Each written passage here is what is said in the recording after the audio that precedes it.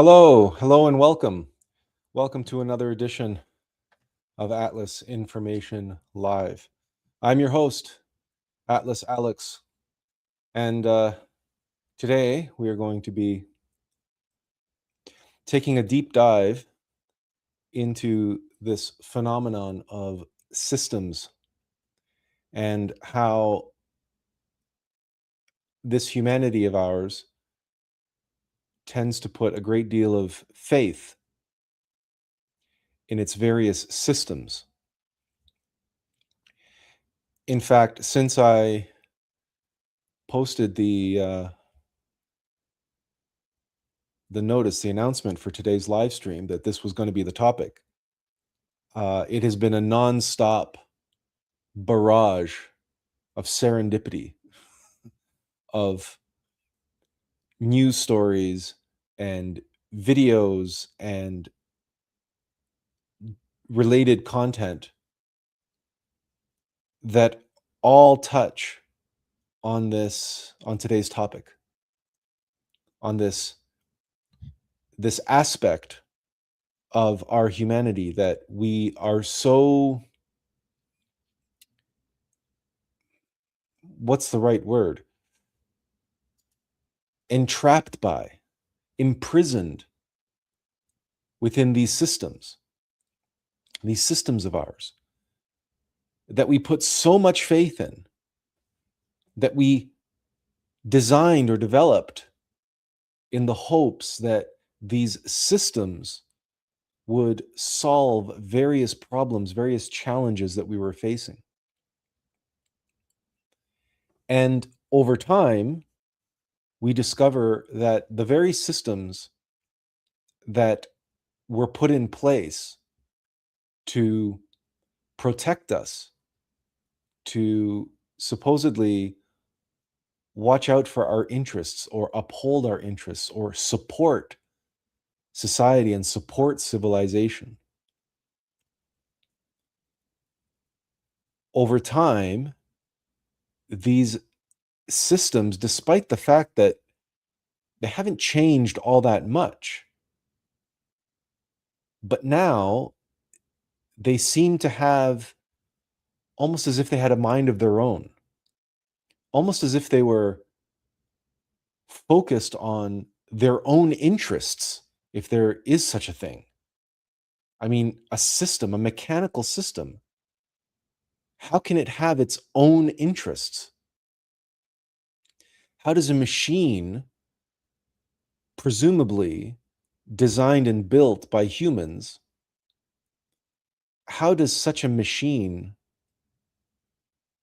develop its own set of interests that over time overtake whatever reasons we had for relying on said system in the first place? This might sound a little strange at the outset, and yet, when we look around us, especially in the West, in places like the United States, for instance, but also in Canada and elsewhere, when we look at our political system, our governmental systems, the various public agencies and government departments that are supposedly there, established by the people for the people, and yet evermore it seems that governments seem to have their own agenda over and above or outside of the interests of the average person or the average family. But we also need to touch on other systems. For example, the economic system, the capitalist system, the so-called business, and how businesses, how corporations behave in ways which almost invariably pursue an interest which is not in line with the public good. It is a very narrow interest that they pursue. And these are corporations. These are also systems. These are businesses. These are machines. They have no soul. They're not alive in the strictest sense.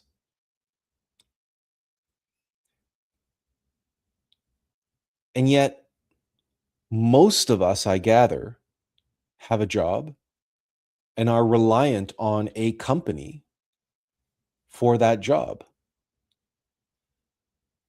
And for the vast majority, certainly in the West, but also in places like China and India and elsewhere around the world, individuals who are just trying to get by, are just trying to do right by their families, raise their children, look after their families, find themselves in a situation where some corporation, some business is able to dictate terms. Because if you don't agree with the present terms of your employment, well, you can always be replaced by someone who will agree to those terms, someone who's more desperate than you, let's say. But then,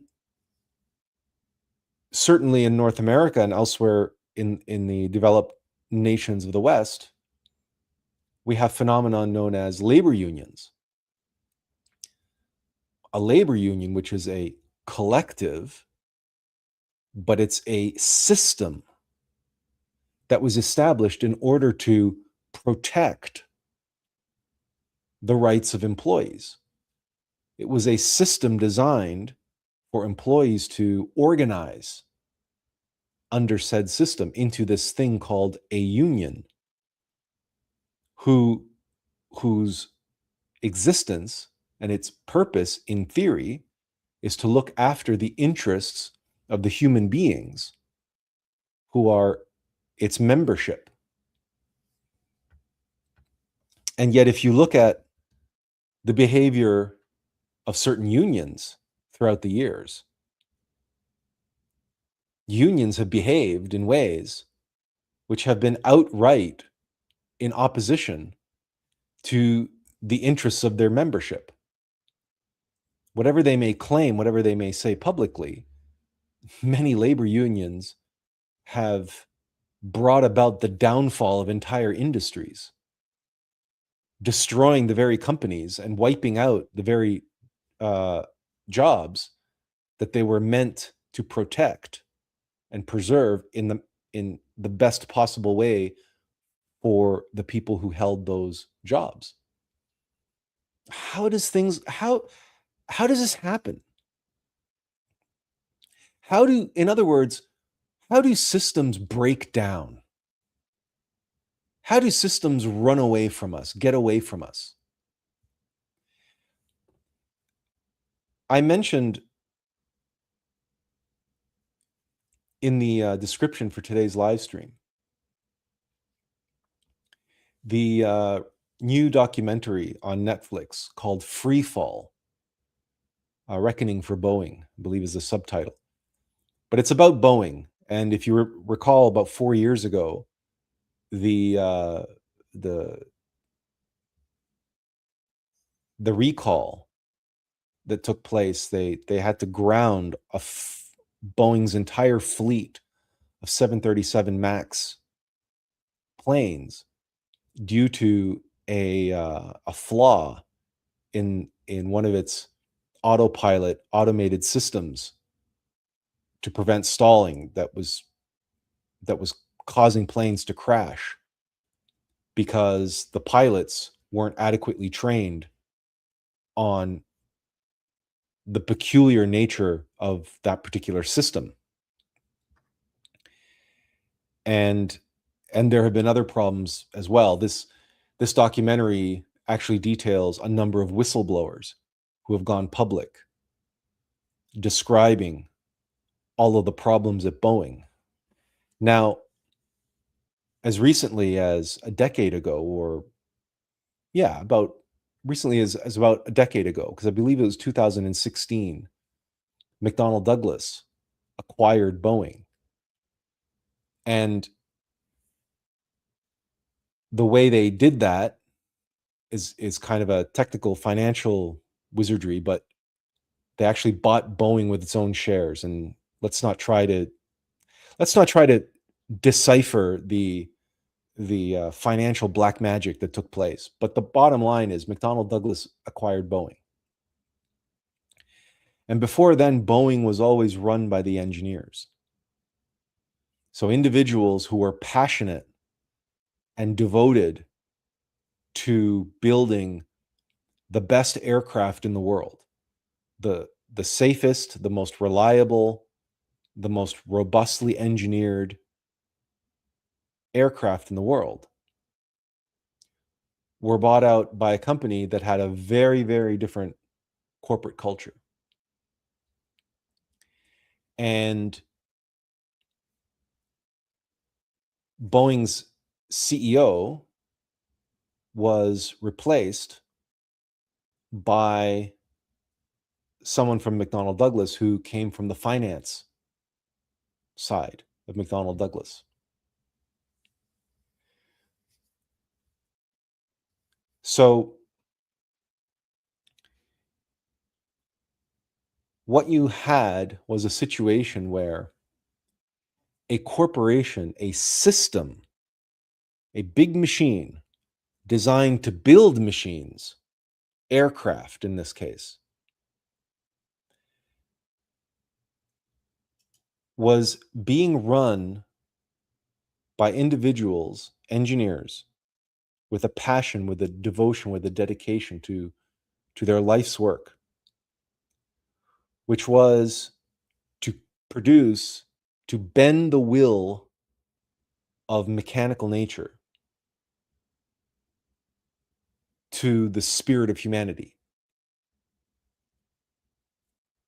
So safety, reliability, constancy, in other words, and just high quality.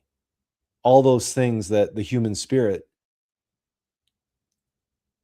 values so deeply, especially when that human spirit is taking a trip across an ocean with its family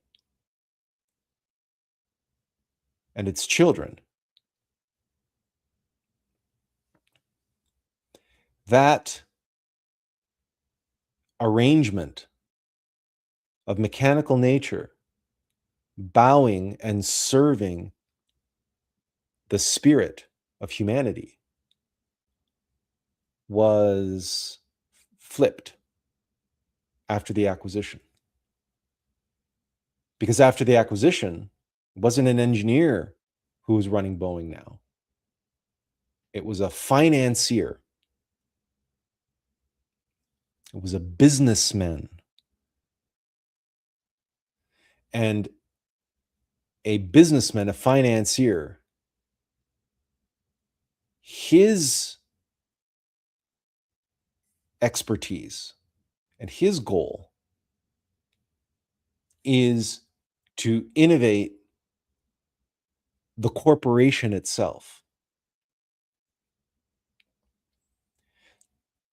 Not the airplanes, but the corporation that finances those airplanes. And a corporation, this is where I put on my MBA hat,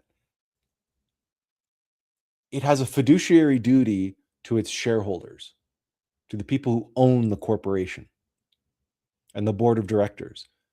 These are owners. These are not these are not creatives of any kind. They simply own a share in the company. So their ultimate stake in the company is so-called shareholder value. It's the value of the company going up.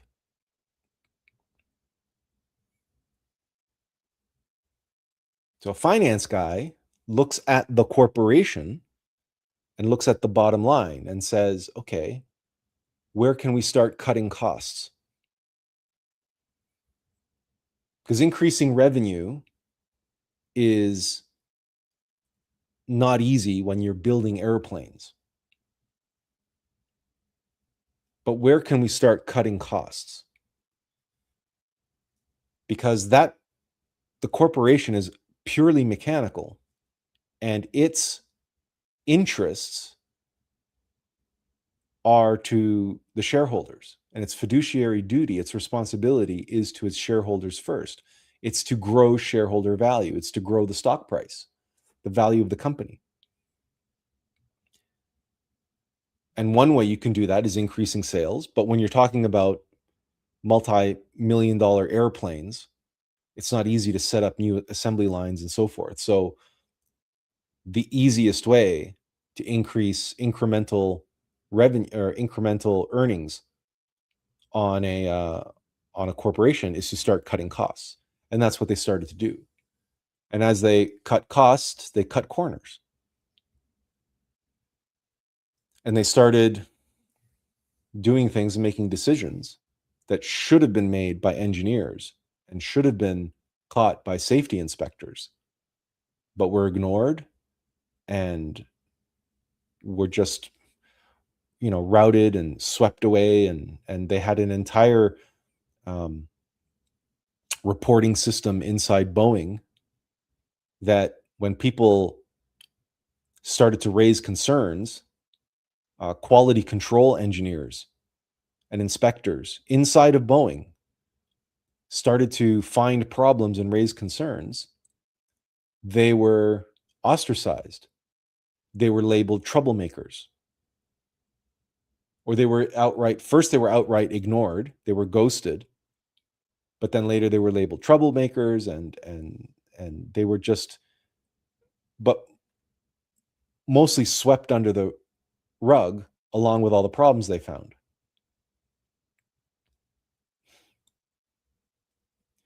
And this is because we have a fundamental conflict of interest in systems.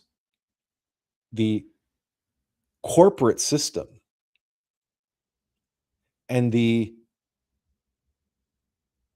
systems required to put people into the air safely and bring them back to Earth safely. There's a fundamental conflict in the interests between those two systems, or at least there is in the mind of a financier, in the mind of a business person whose interest is innovating the corporation, not innovating the airplane, versus an engineer whose focus is innovating the airplane. And the corporation serves that purpose. Let's get to some early comments here. Benjamin says, once the elites take control of an institution, or once elitism becomes embedded in a system, decline often follows. These elites can behave like demons, showing little regard for anyone beyond themselves. At its core, the elitist mindset is rooted in self-centeredness, entitlement, and the pursuit of personal interest over the well-being of others.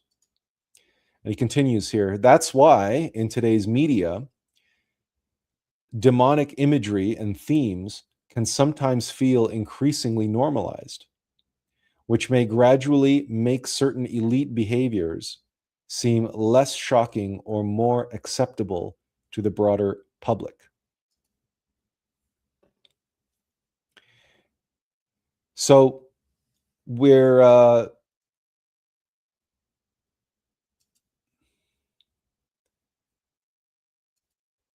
in a way, we're getting a little bit ahead of ourselves, but because we're talking about corruption. But let's come back to that. Let's come back to that point in just a little bit, because we have some more examples to look at. Azazel says that's a huge problem with huge companies, as with the company that I work for. And I know which company that is, but I'm pretty sure Azazel doesn't want to say it publicly. So let's, on that note, why don't we give you another example? So the Boeing example is really what the fact that that documentary came out this week. But there was another documentary from 4 years ago called Downfall, which is kind of like almost like the prequel to this one, called Free Fall. They're both excellent. They're both basically telling the same story, only Free Fall tells it with the 4-year update, plus the fate of these whistleblowers who spoke out against the company. But let me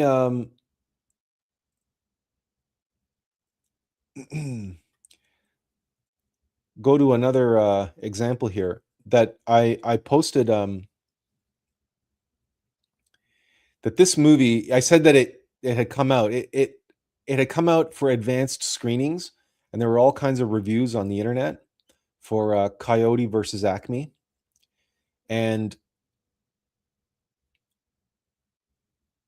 but it doesn't actually come out in theaters proper, at least in Canada. It doesn't come out until next weekend, so August 27th. But the idea here, the premise is, if you're familiar with the Looney Tunes cartoons, Coyote and the Roadrunner, you know that Coyote always buys everything from Acme Corporation. His anvils, his dynamite, his parachutes, roller skates, rocket skates, you name it. Everything that he gets from Acme Corporation. And 9 out of 10 times, whatever he gets from Acme Corporation fails and ends up in catastrophe for the Coyote. So the premise of the movie is that Coyote gets connected with this injury lawyer, and they're going to sue Acme Corporation. Now, I would love to play you the trailer, but I can't do that because every time we try to do that, we get hit with copyright by YouTube, and I can't show you the trailer for the Boeing documentary on Netflix. Netflix is the worst. I can't show you anything from Netflix. Can't even show you 5 seconds of Netflix without getting a copyright strike. So you'll just have to take my word for it. What I can show you, though, is a meta story related to Coyote versus Acme in a video that someone sent me about the fact that Warner Brothers didn't release this film. They didn't want to release it. They were never going to release it. To explain that, I'm going to play this and let you guys watch it. So in other words, Coyote versus Acme is about Coyote suing a greedy corporation that cuts corners and doesn't care. The irony is that the movie almost never came out because of a big corporation and its greed. So I'll let this oh,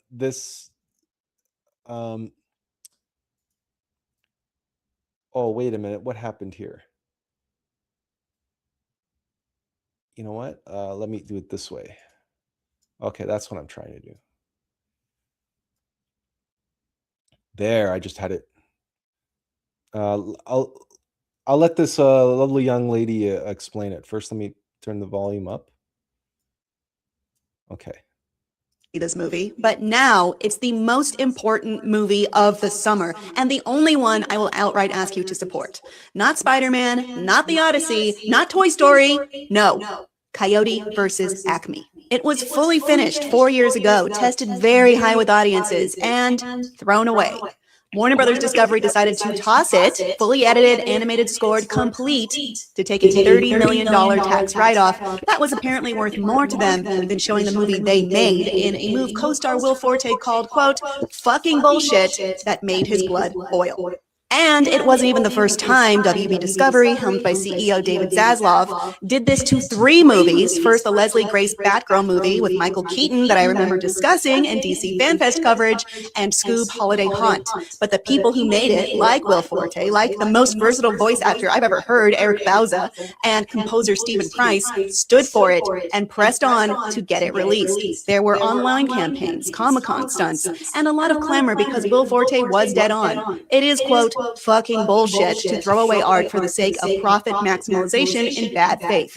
According to an article from The Wrap, Zaslav and the other executives who made the decision to toss Coyote vs. Acme out did it without even viewing the movie. It's a symptom of a bigger problem, not a quirky one-off. Corporate math means throwing away the work of hundreds of people over thousands of hours that those ideas, labor, and creative expression meant to be shared and enjoyed globally in an act of co-humanity is, well, worthless. Weighed against making shareholders and executives some more money. It means that doing your work is irrelevant, that quality is irrelevant. It's extremely cynical and antithetical to the point of creating. It teaches people, in this instance, that the things they like and care about, maybe grew up enjoying, exist hollowly, only as assets to enrich executives and shareholders. This act is fundamentally different than the concept of a movie failing commercially, which is a normal thing that happens in the business. They took away the audience's ability to decide on if they wanted the movie at all. That is until small independent distributor Ketchup Entertainment bought the rights for an estimated $50 million, and it got a release date, and it's August 28th. It is getting solidly good reviews from critics now that they're allowed to see it, but I would still watch it even if it didn't, because I don't know about you, but I'm petty. If you plan on seeing it, drop a dynamite emoji in the comments. And if you think art is stupid and disposable, do a robot emoji. This is a CAPTCHA test. You were never meant to see this movie, but... Okay. So that basically gives you the gist of how a Looney Tunes story about the Coyote suing Acme almost never saw the light of day, because Warner Brothers, who made it, decided that they could get more value out of it by writing it off, by destroying it, in other words, and taking their $30 million write-off. This is a decision made by bean counters. It's a decision made by accountants, by financiers, by those who are, again, they are engineers of corporations. They are busyness people, right? And I pronounce it that way on purpose because there's this, right? Let me make this bigger here and move this over here so you can see it better, right? Oh, how busy is the ego trying to secure things that come and go. If just to be clear that you can see what he's trying to do here, he's trying to nail down the tide.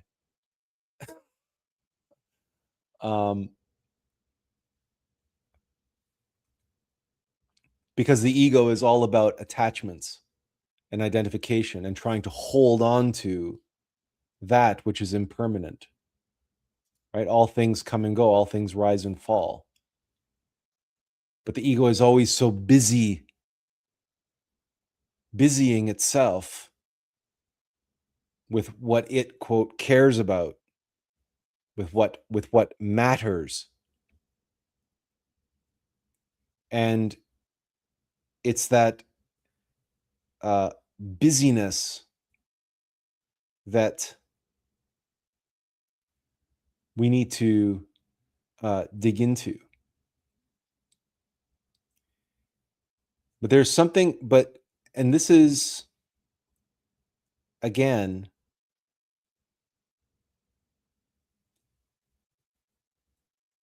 that busyness, that trying to hold on to nail things down, which are invariably ephemeral, ineffable. They come and go. It can't be nailed down. But a business, a corporation, mechanical nature needs to nail it down. It needs to be able to hold on to something.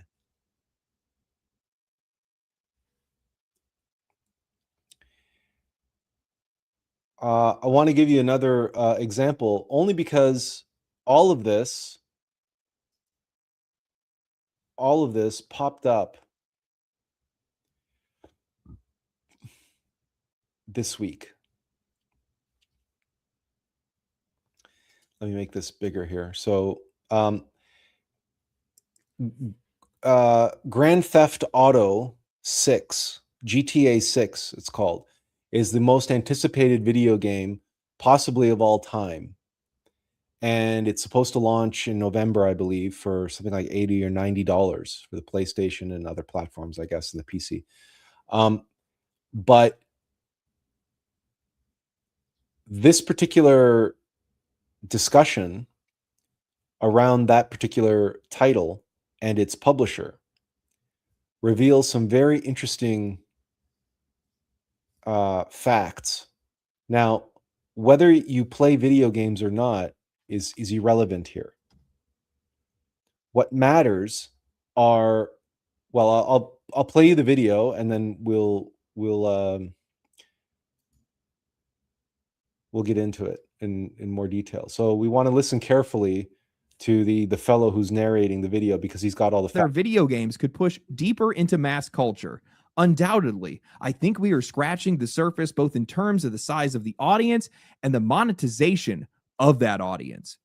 Guys, look around the games industry and you see a bunch of executives and shareholders that are desperate to find more money. Selling you the game just isn't enough anymore. Merchandising isn't enough anymore. DLC isn't enough. Subscriptions aren't enough. Microtransactions aren't enough. Live service isn't enough. They have to keep growing, keep breaking records, keep shareholders happy, keep those investments coming in. So they have to keep digging for somewhere else to be able to make more money. And while I think we've watched a lot of these companies start to extend themselves into Hollywood over the past couple of years with movies and television shows, that relationship is starting to flow in the other direction. They are not just turning games into entertainment franchises anymore. They're starting to bring Hollywood's advertising, partnerships, streaming, and monetization strategies back into the games themselves. And if you guys think that I'm exaggerating when I'm telling you that these guys are saying that selling the game just isn't enough anymore, look at Take-Two's own numbers. Last year, they generated roughly around $6.7 billion in revenue, believing that's going to grow to $8 billion this year. But only about $1.4 billion came from a full game and other game sales. Roughly $5.2 billion, almost 80% of everything that they made, came from recurrent consumer spending, microtransactions, virtual currency, mobile spending, all the shit that happens after you guys have already gotten in the door. Just think about that for a second. Take-Two is one of the largest video game publishers on earth, and the act of actually selling a video game only represents like a fraction of the money that these guys are bringing in. The overwhelming majority is coming from different ways that they're being able to find to continually monetize people that are already playing their games. And GTA is just one of the best examples why. Grand Theft Auto Online is still reportedly bringing in hundreds of millions of dollars every single year, more than a decade after Grand Theft Auto 5 released. They sold you a game once and then spent the next 13 years figuring out more ways to keep making money off that same audience that stayed there. So when Strauss Zelnick is talking about how they feel like they've only scratched the surface when it comes to how they're monetizing the gaming industry or how they're monetizing the gaming audience, I think you should listen to him. This isn't some hypothetical future where these publishers are suddenly now just deciding that they want to find more revenue streams. That business model already exists. They've been pushing it for years. What they're looking for now is wherever else they can extend that to. And that's where Grand Theft Auto 6 has become so important in this conversation because, well, there might not be any other product in the entire industry that is better suited for these guys to be able to find out and test with. Think back to everything that we've... Okay, so the takeaway here, and this is, it's apropos that it's video games. It's a virtual world that people spend time in.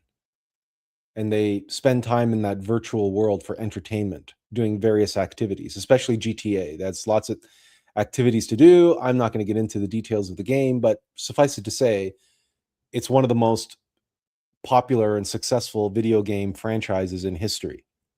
And that's one of the reasons why this 6th iteration of the game is so highly anticipated. But the point being made, I just reiterate it just so we're all clear on this. It's a video game publisher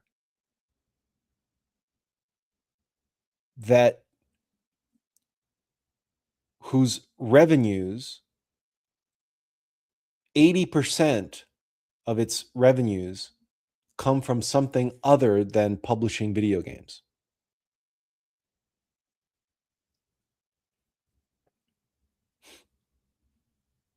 Again, this is like going back to the Boeing case. Boeing used to be an aircraft manufacturing company run by engineers. Their passion, their devotion, their dedication was to making the best airplanes. Now, Boeing is run by bean counters, by financiers, by businessmen. And they found all kinds of ways to cut corners, to outsource, to do all sorts of financial wizardry, to add more lines, start building more planes. But they didn't build the planes, they just assembled the planes. Other people built the components, and they would ship the components to a Boeing assembly plant. And now Boeing would basically snap together a plane in 48 hours, or at least try to. That's what they were mandated to do.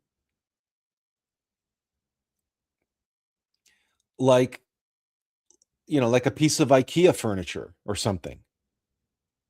Or like, I don't know, like Lego or some like pre-built furniture that you would buy on Temu or Wayfair. So what used to be the best engineered airplanes in the world became this outsourced, snap together assembly program. And then they slapped the Boeing name on it because the Boeing name stood for quality. But it was no longer an aircraft engineering company first. It was a money-making company first. It was interested in the busyness of business, not the business of making the best planes in the world. So similarly here, we have Take-Two Entertainment, 80% of whose revenue doesn't come from selling games to players. So the development, it's not a video game company. It's not an interactive entertainment company. It is a player-based exploitation company. How can I squeeze more blood from the turnip? The word that was used several times in the video, monetization. We're only scratching the surface of monetization. In other words, we're exploring. This was the CEO of Take-Two who was describing in those quotes that I think we've only just scratched the surface of monetization. Meaning, for every game that we put out, and this is what the commentator was saying, that when GTA 6 launches, it's going to be so huge, it's going to attract so many players that it's going to give Take-Two Entertainment a new platform with which to launch all kinds of new ways of monetizing its player base. But make no mistake, monetizing your player base is just a euphemism for exploitation. How can we squeeze more blood out of the turnip?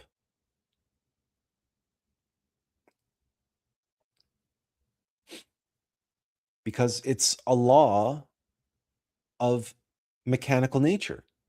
It's a law of physical reality, of mechanical nature. It's called the law of conservation of energy. How do we do something for the least amount of input, and how do we get the most out of it? That right there is the profit motive, which is held on high by economists and financiers and capitalists of all kinds who champion this notion of financial success. And we worship entrepreneurs, and we worship the richest man in the world, Elon Musk, who's now the world's first trillionaire. And we laud him and we put him up on a pedestal. Why? Because of all the other entrepreneurs in the world, he understands the law of conservation of energy better than anyone. Which is why he innovated his Tesla gigafactories, which have the least number of human beings per automobile manufactured than anybody else before. But also the quality control on Teslas have always been notoriously poor, despite the fact that they're built by machines. They're built by so-called perfect robots, incapable of making mistakes.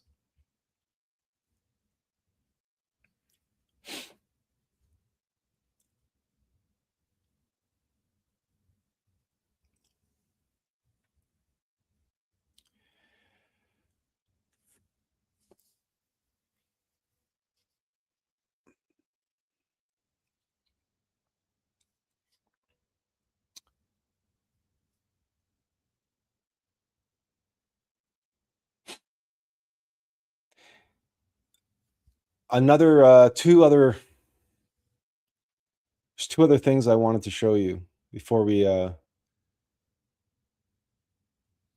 get into more deeply into the esoteric stuff. And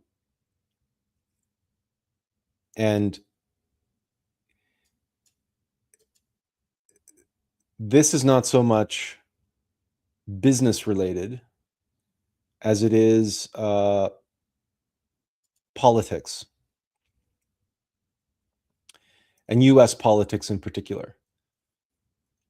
This is Jeffrey Sachs, who's a commentator, as an economist and a political commentator in the United States.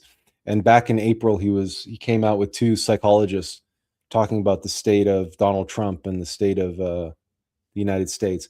But just listen what he has to say about the state of the American political system as it relates to Donald Trump, but also other presidents itself. But we're talking about the political system now, right? The financial system and the political system. These are the two dominant systems in human civilization. So that's why we're touching on them. He is president because of much deeper problems in the American political system. So he is a symptom as well as a cause. You don't elect a person like this in a healthy political system. The American political system is deeply corrupted. The ability of a man like this to have the power that he does to order a war is a profoundly broken political order. It has nothing to do with our constitutional system, where only Congress has the ability to declare war. We're so pathetic right now in our politics that the only thing Congress does is vote repeatedly that they don't want to have anything to do with overseeing this war. It's not a choice that they have under the Constitution. It's a complete abnegation of responsibility. How can the Senate say now in 3 votes, don't ask us, it's none of our business, that's just Mr. Trump's business? That's exactly what the US Senate has said. So I think that there are very particular circumstances right now. My own feeling is that Trump has actually, again, now I'm completely amateur psychologist, but he seems to have deteriorated and lost any kind of self-control in the last 3 or 4 months. So there's a degree of impulsivity, which is absolutely beyond anything that I've seen before. By the way, this is the second time in a row that we have had a president suffering from dementia. And what's interesting also is that with Biden, who had dementia for the last 2 years, at least, of his administration, it was all covered up until he stood there gaping in front of a camera, drooling to all of the American people watching in a debate, and no one could hide it on camera. my country's pathetic right now in the political system. It's a show, it's PR. Anything can get said. There's no planning, there's no systematic review, there are no checks and balances, there's nothing. And this was true with Biden, but it's much worse with Trump. Biden was not a nice person. I've known him for about 30 years. He never was a nice person, but he was not like Trump with a deeply antisocial personality disorder. And so I just want to say we're dealing with psychology here in the most individual sense. Okay.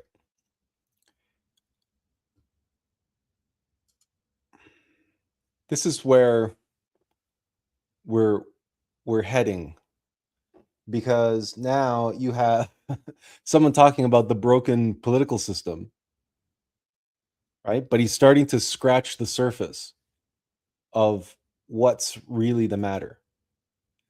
And if just, we go back to this meme, right? Oh, how busy is the ego trying to secure things that come and go. But we know we don't have just one ego, we have many egos.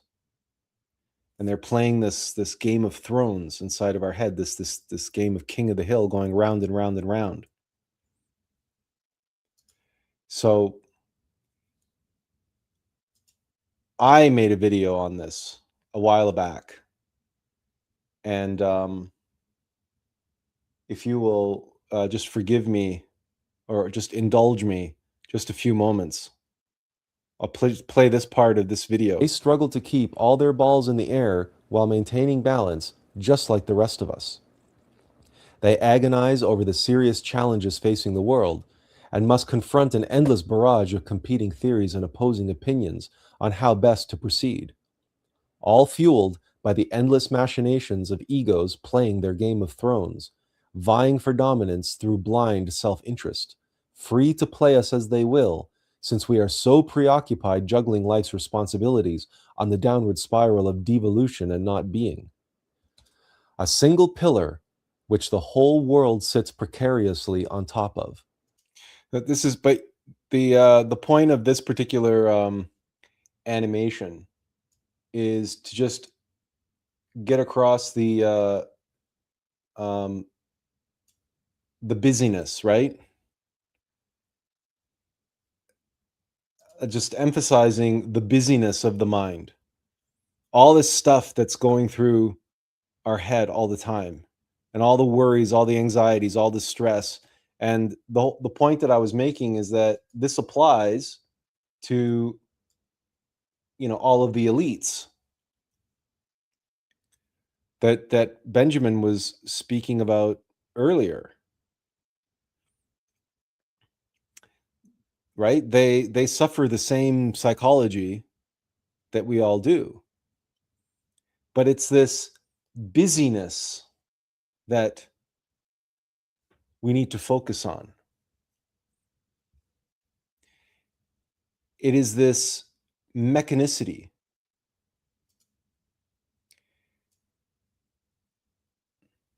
And the last thing that I want to share, where did it go? It went up here. Okay, let's bring it back down. This is the last thing that popped up this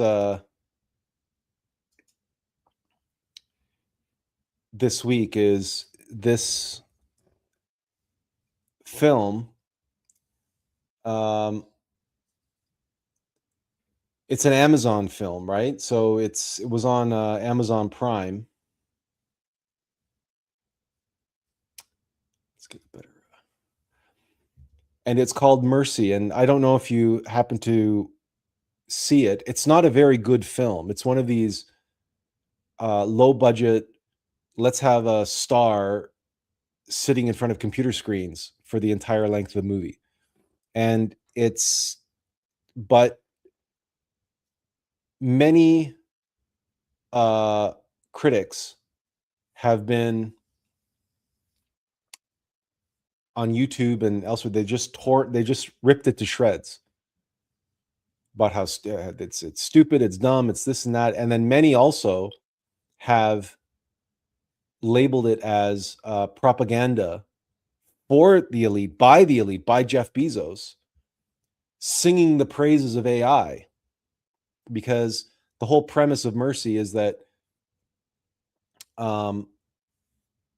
Chris Pratt, that he's been accused of murdering his wife, and that he is put in front of this AI computer, played by Rebecca Ferguson, and he has 90 minutes to clear his name, to build a case, his own defense, and that this AI is there at his disposal to build that defense.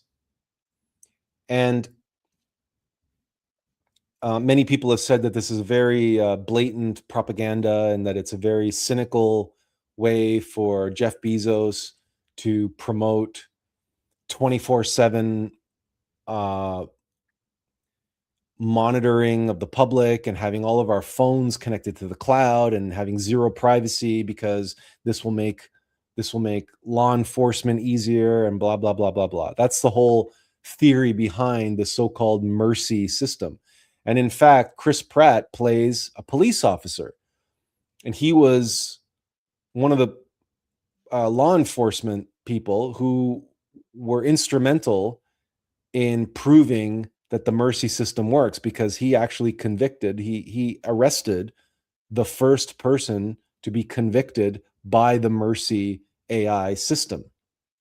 So it's ironic that now he lands himself in the chair, accused of murdering his wife, and that's the story that unfolds from there. But what the critics missed, and what so many people so often miss in contemporary media, is the deeper significance of the story. And that the system that was designed to make us safer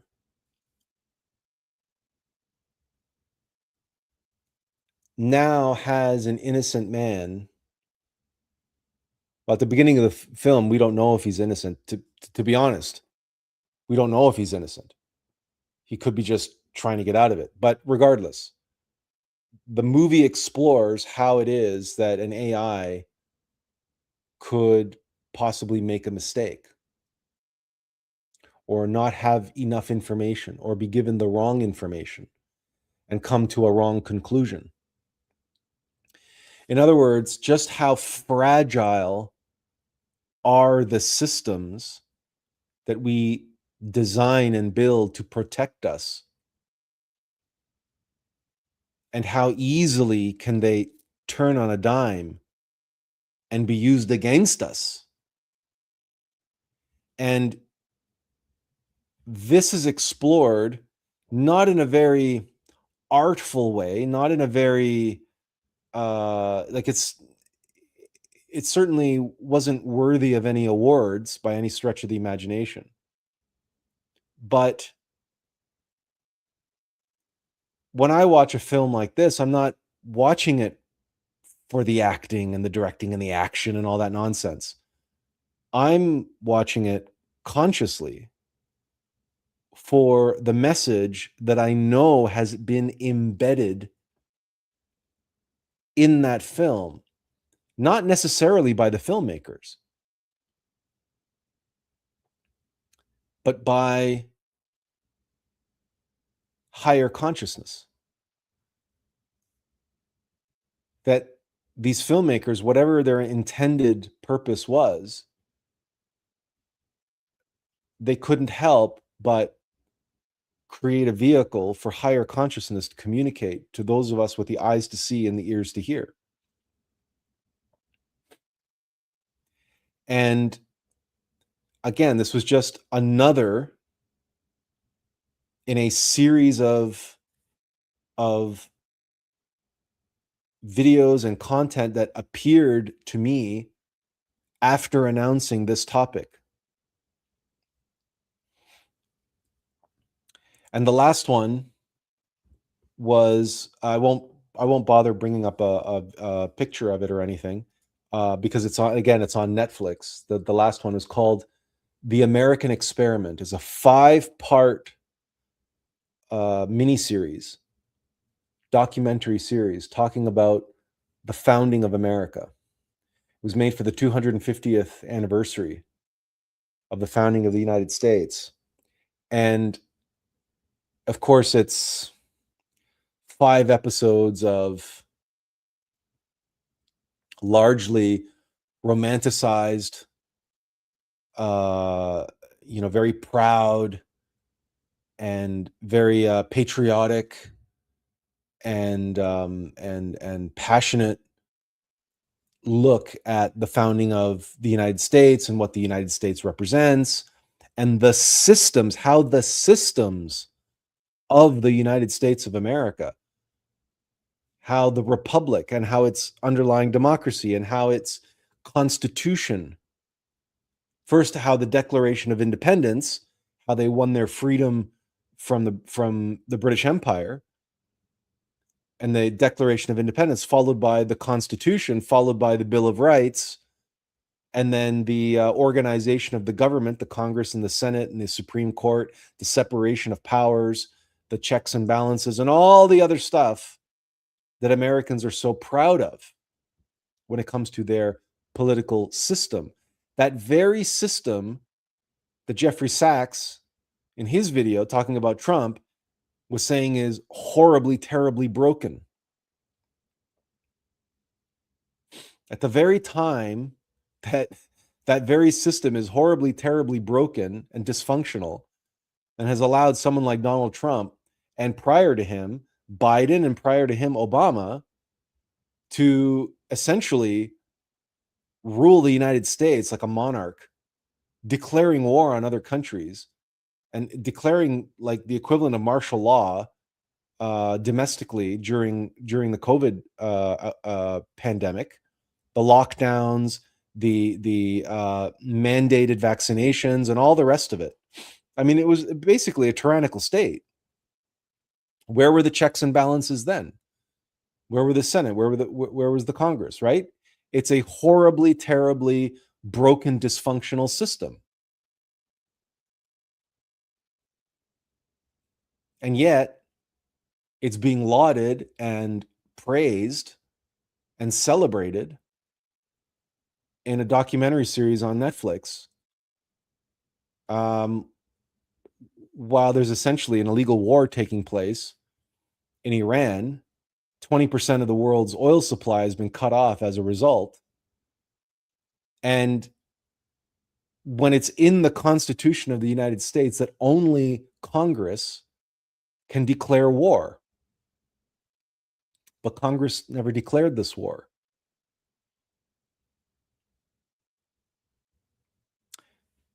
But it's almost as if the system, it's no longer abiding by its own rules. It's almost as if the system has its own agenda.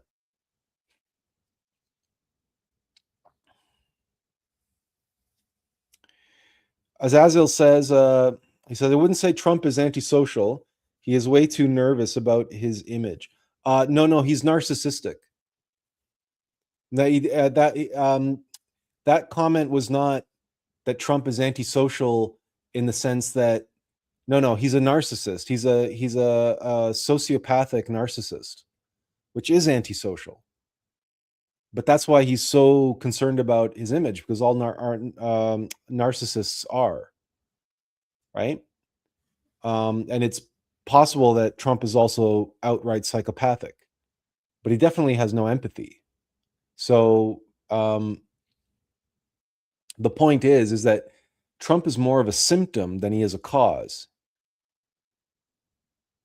And that's what Jeffrey Sachs was pointing out in his comments that I played for you, is that the system is so horribly corrupt, horribly broken, that it actually permitted a demagogue like Trump to ascend and take power and assume the presidency. And in fact, that's one of the fears that the founding fathers of the United States had, that they feared that a demagogue would come and win over the people, because what a demagogue is someone who just tells the people exactly what they want to hear. Another way that we describe them in common parlance is we call them nationalists, or we call them populists, a populist leader, right? So Adolf Hitler was a demagogue, but so was Trump. We're going to build a wall, and all the things that he said to his base. And he told them what they wanted to hear, or he said it in a way that whipped them up into a foaming frenzy, and they got him elected one way or another. But where are the checks and balances against Trump? Where was where's the separation of powers and the checks and balances, which it's the Congress that's supposed to make the laws in the United States, and the president is supposed to preside over the execution of those laws, of the will of the people, of the will of the Senate. But it seems like everything's flipped upside down and backwards, and that the Senate, or the Congress, has no power, no will to power. So the question becomes, why? How? When the founding fathers put so much time and effort into setting up the system, which has endured for 250 years. And it's had its ups and downs, no doubt. But it brings us back to this question of systems themselves.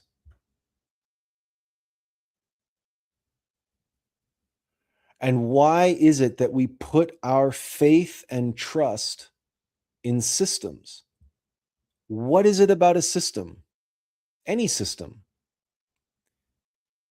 even a computer system, like the one that I'm using right now to be able to communicate to you, or the computer system that you are on, or even the internet, because the internet is a system, and it is through that system that I'm able to communicate with you right now on this live stream.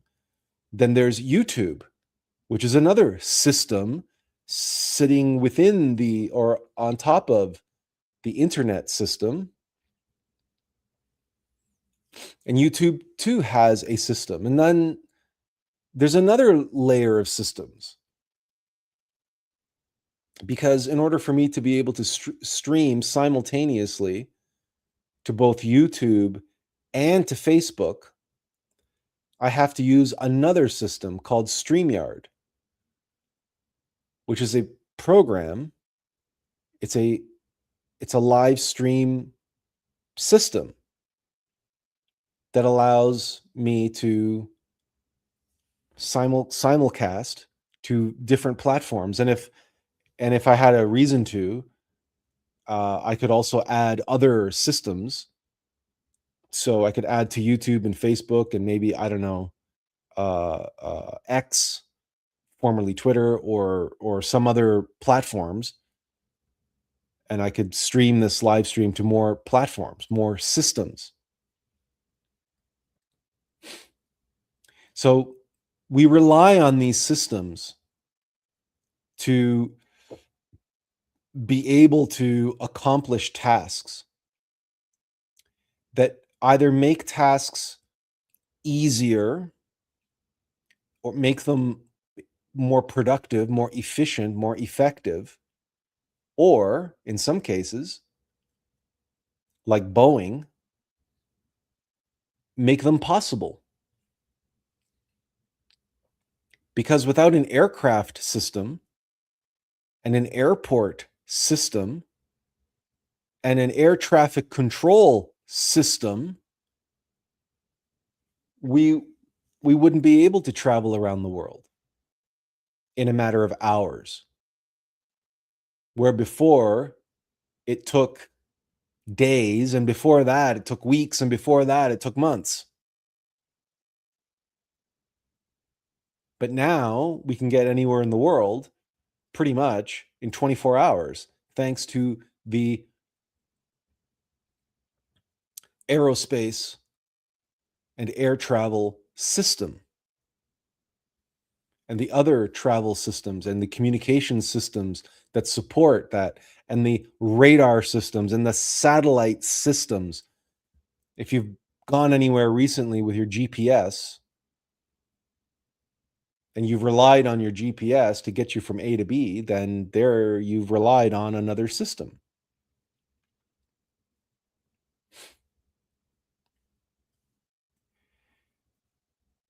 And invariably, when a system begins to collapse, when a system begins to erode, it begins to break down, or in the case of the corporate examples we were looking at, or the political example we were looking at, it becomes infected, it becomes infested by a phenomenon we call corruption. So to orient the language more simply and accurately, when a system becomes corrupted, how? What is it that is corrupting that system?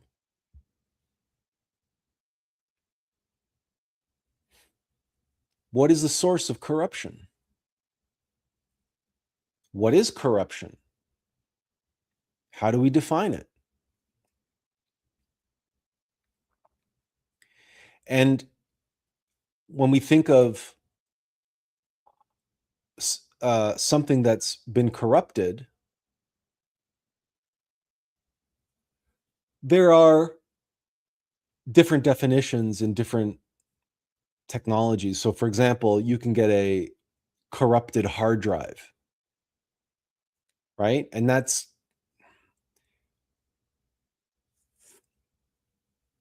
even in that example, what basically we're talking about is a misalignment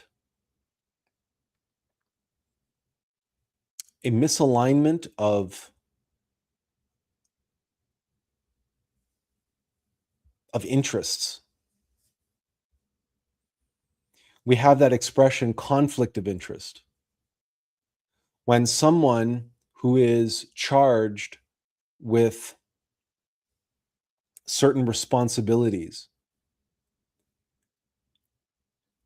the responsibility of upholding the interests of one group of individuals, let's say. So a judge is presiding over a case, and that case is Coyote versus Acme. And so the judge is charged with the responsibility of presiding over that case and ensuring that it is a fair trial, and that both Coyote and Acme are able to tell their side of the story, and that the jury is not tampered with, and that the prosecution and the defense aren't doing any monkey business. The judge is there to ensure a fair trial, a fair adjudication of the law. But if that judge also owns 1 million shares in Acme Corporation,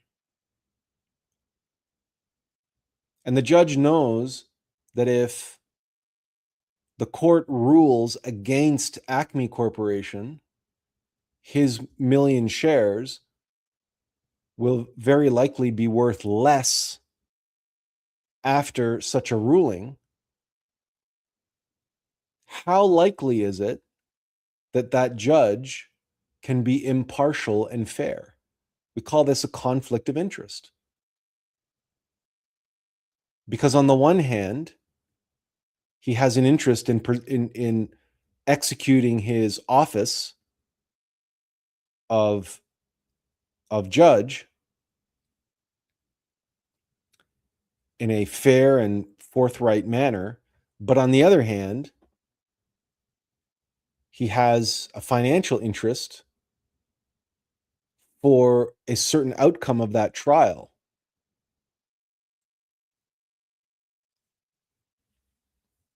So there is a misalignment in that individual. He has conflicting interests. That's where the term conflict of interest comes from. And when we think about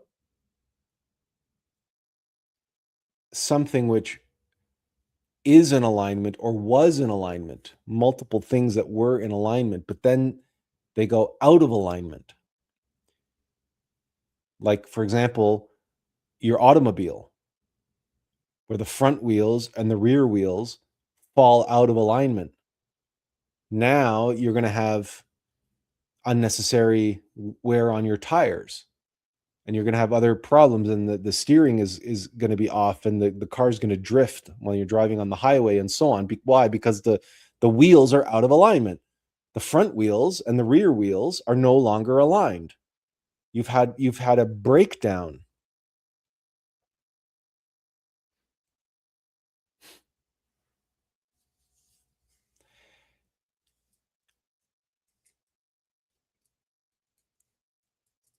It's funny how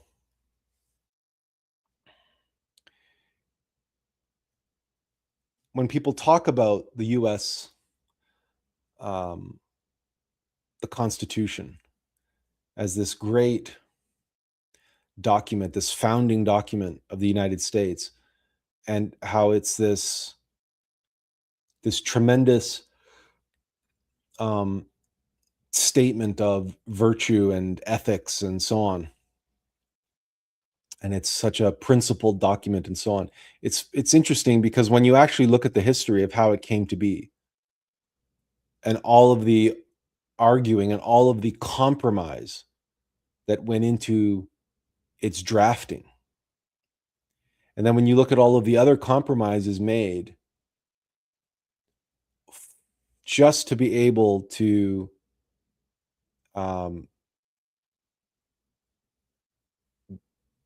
get the thing ratified and get the whole nation of the United States agreed upon and ratified and get it moving forward. There were, out of the 13 colonies, there were many, many competing interests, and many interests were misaligned. And one of those misalignments was the matter of slavery. And as we all know, the compromises made in the original Constitution, where slavery, the word slave wasn't even mentioned, and slavery was almost like, it wasn't exactly brushed under the carpet, but it was, they kicked the can down the road. They said for 20 years, there can be no law passed against slavery or what have you for 20 years. So it gave the slave owners in the southern states, who were very strongly in favor of maintaining the slave trade, versus the northern states, which many of them were abolitionist. And as we know, this would continue to fester in the United States, and eventually would be used as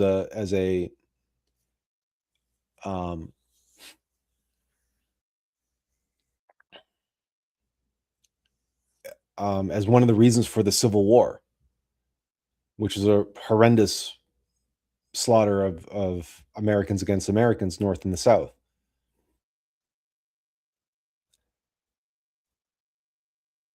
So many times, these systems that we create that are solving one problem or are solving a handful of problems. We can't create a system that solves everything for everyone.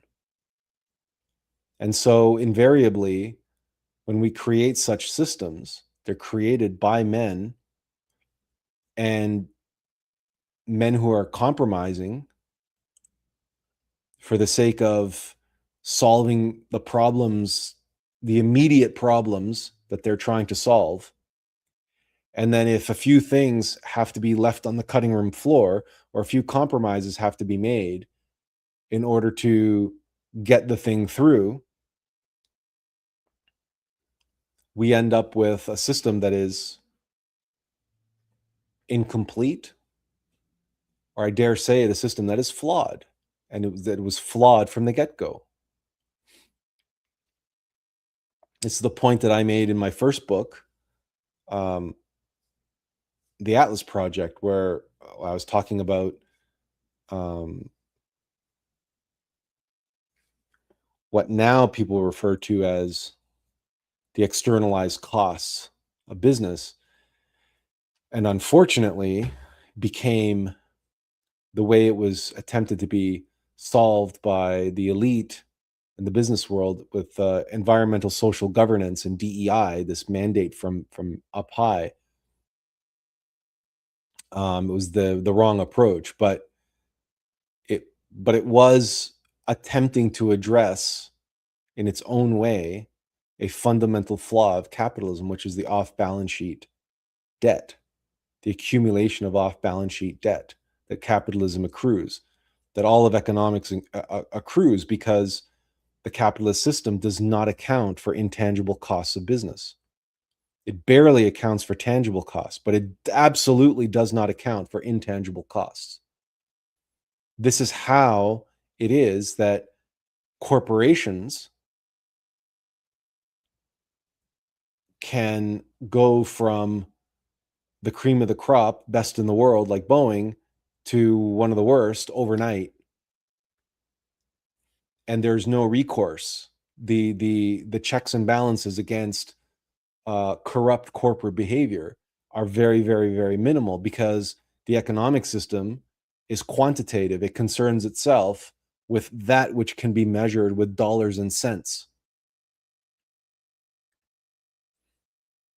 But that which is intangible, ineffable, and ephemeral, that which concerns the human spirit, cannot be measured with dollars and cents. Ergo, the financial system, the economic system, cannot account for the downside that its activity has on the human spirit.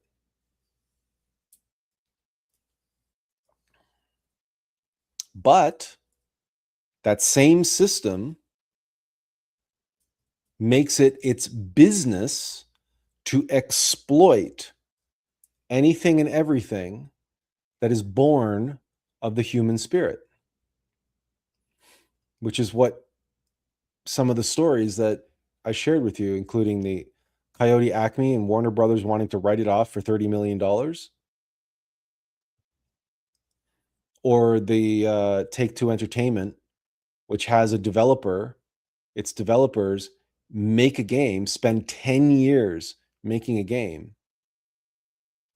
and then they spend 15 years exploiting everyone who bought their game, and figuring out how to monetize, how to take that game that the developers made and layer more and more and more monetization systems on top of it, to, as I said, squeeze more blood from the turnip, to maximize its gains and minimize its expenses, to grow shareholder value.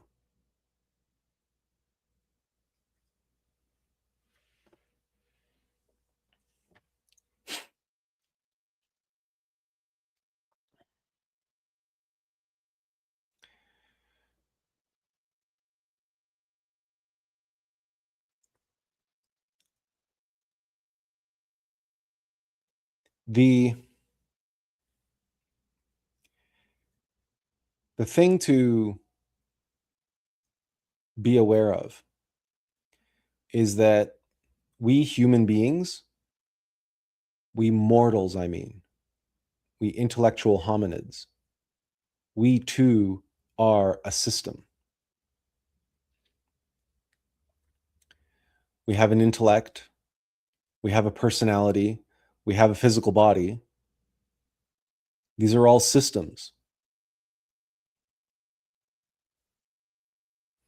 And we have egos.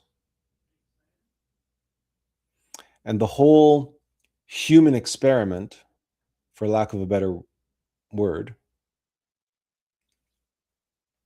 is there so that the spirit can experience and learn through experience and can express itself through these mechanical systems, through this mortal vehicle and vessel that we call me, myself, and I. But it's a system.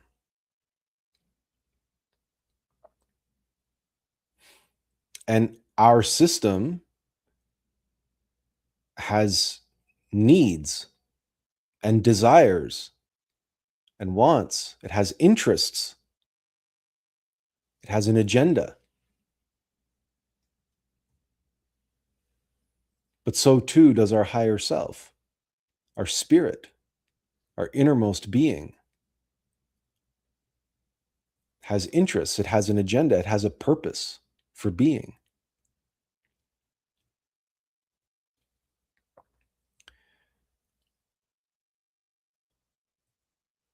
So when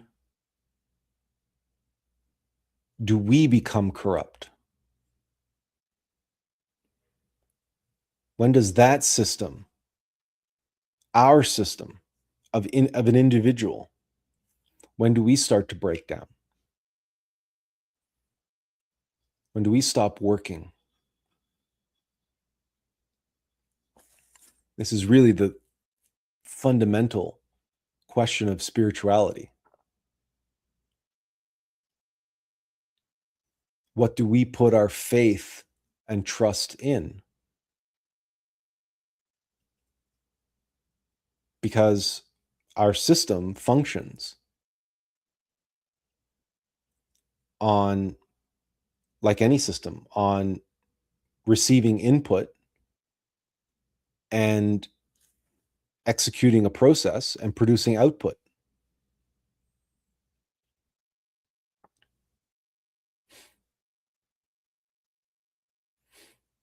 When does that break down?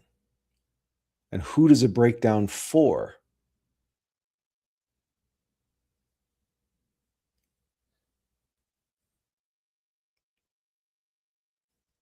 And if we look to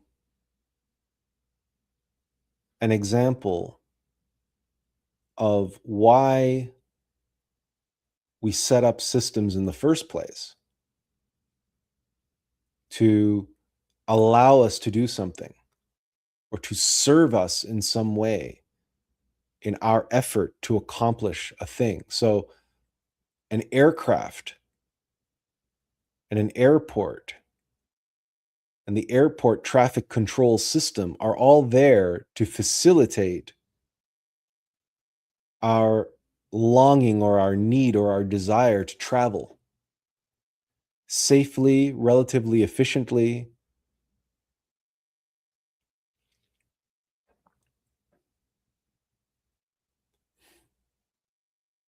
That is our interest, and that is the interest we expect that airlines and airplane manufacturers and airports and air traffic controllers all share that same common interest to accommodate and facilitate the activity we call air travel.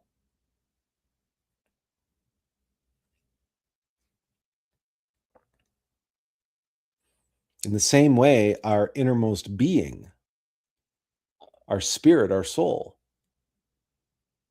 has an activity, a purpose. And in order to accommodate and facilitate that purpose and allow that purpose to see reality and be realized, we, the vehicle, have been created in the personality and the other faculties in order to serve that purpose, to facilitate and accommodate that.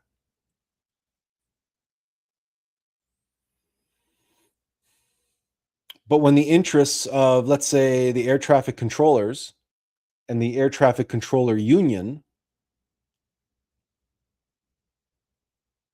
take precedent over the interests of travelers, now all of a sudden, the air traffic controller union has the power to shut down the airport and ground airplanes, which leaves thousands upon thousands upon thousands of travelers up in the air, if you pardon the pun, right? Or more aptly put, grounded.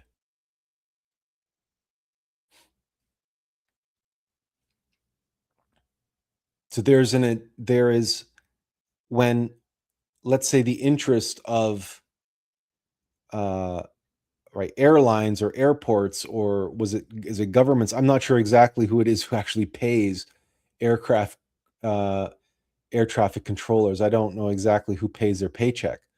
But when the interests of, let's say, if it's the airport, if the airport corporation and its shareholders, or the government, if it's a government run airport, and its budgetary concerns are that it cuts wages, or it has other, it asks air traffic controllers to make other concessions, and then the union has organized fights against that and says, no, there's no deal, and if you try to force these concessions upon us, then we're going to go on strike. Again, it's just simply a conflict of interest, competing interests, and how they use the system to their advantage in order to maximize their interests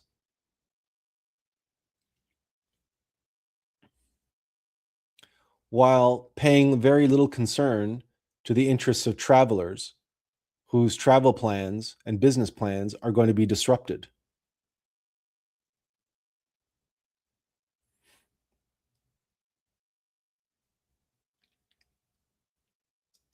As Azil says, I've always been amazed by those who work in air traffic control. It's definitely takes someone with an ability to multitask and keep an eye on many things happening simultaneously. It's not an easy job, that's to be sure.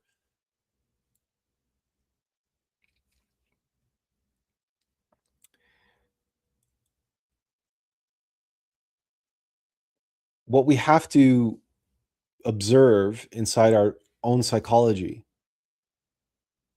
are these conflicts of interest and these misalignments, and to know ourselves, to know what our purpose is. And we also need to know when a system is beyond repair. Because whether that system is out there or that system is in here,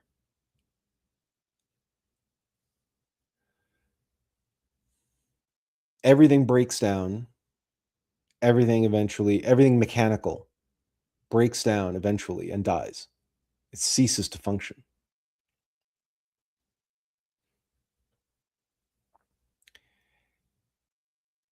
And this is a phenomenon that astrophysicists would call the event horizon, or otherwise known as the point of no return. The event horizon is that place on the boundaries or the edge of a black hole, at which point anything that passes the event horizon, it can only go in one direction. It can't be retrieved. Not even light can escape the pull, the gravitational pull of a black hole. That's the theory behind the event horizon and the black hole itself, that there's a point of no return. And this is a mechanical law, right? So it's a law of mechanical nature, that this exists in any scenario where there's an oscillation, where there's a chance of coming to the edge, but then pulling back from the edge. There is a point, for example, in automobile racing, when the race car driver is going through a turn and he's at the apex of that corner, where if he loses traction, he might be able to hold it for a split second or two. But beyond that, if he pushes it too hard, he will reach that point of no return and he will lose all traction and trajectory, and he'll spin off the track and into the guardrail. And that once it loses that, it slips past that point of no return, there's no recovering that spin. There's no recovering that skid. It's now on a new trajectory and it's going into the guardrail or off the track entirely.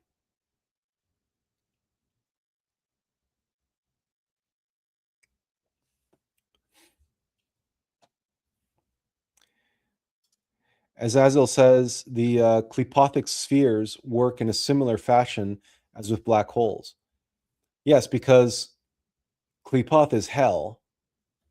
And when we talk about the downward spiral, when we talk about the descent into hell, we're talking about the Ulm of life, but in reverse. We're talking about explosion and implosion.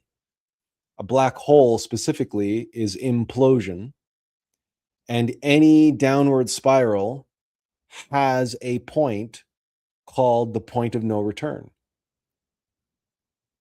where once it's, we even hear this in Star Wars when Yoda says to Luke, once you start down the dark path, forever will it dominate your destiny. Consume you it will. It's the compounding nature of the downward spiral.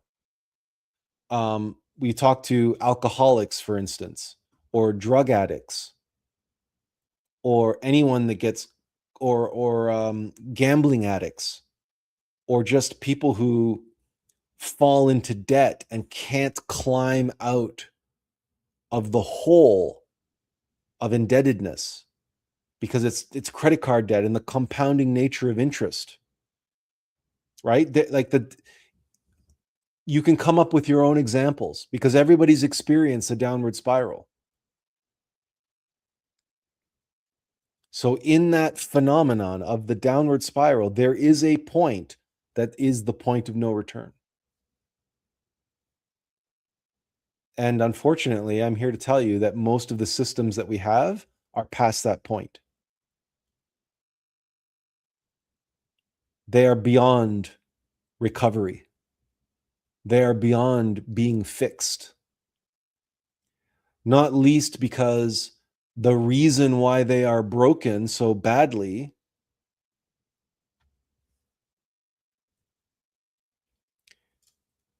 and this is the point, as Attlas says, most people, I'd say, is that the reason why our systems are so terribly broken and why they no longer serve their intended purpose is because of people. It's because of ego.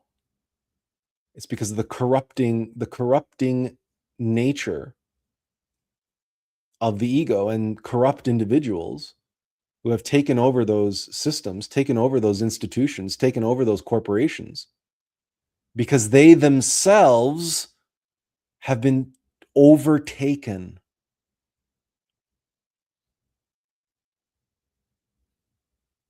They themselves have been possessed, and they're beyond help. You can't get through to them anymore. This goes for many of the global elite as well. They're beyond help. And most people in the world are beyond help. They can't be helped. They don't want to be helped. They don't know they need help. But even if they knew that, even if they could somehow be made aware of that, most of them are too far gone. They're in too deep. There's another good example for you: quicksand. There's a point in quicksand or in a bog when your feet are in the swampy bog that you can't get out. And the harder you try to get out, the faster you sink. That's where that expression comes, in too deep. Or someone who can't keep their head above water. Again, coming back to that expression related to indebtedness and being in debt.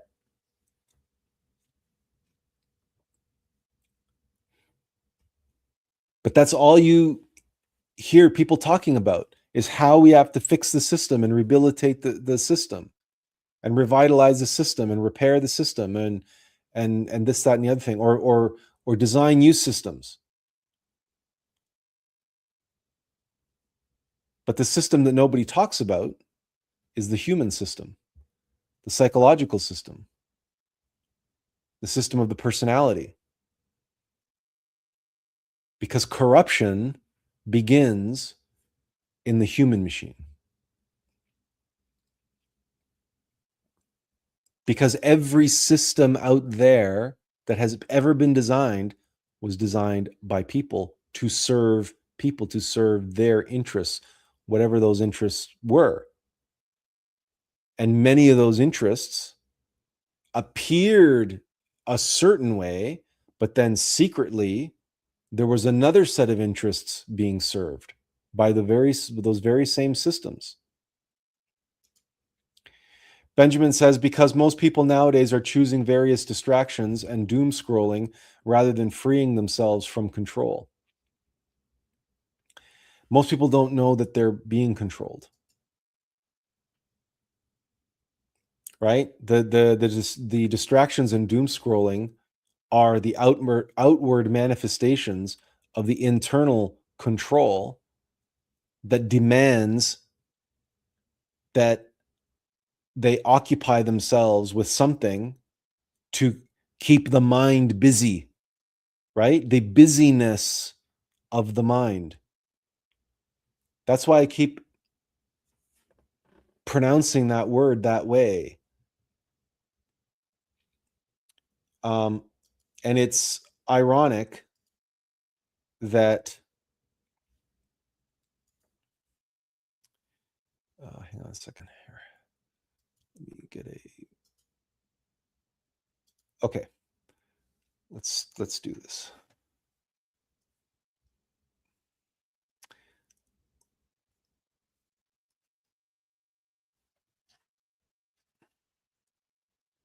It's ironic that or perhaps not ironic,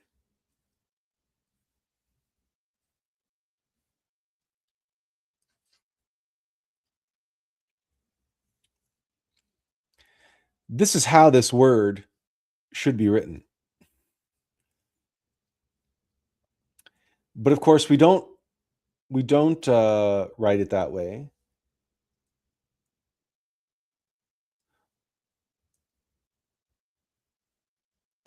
Um,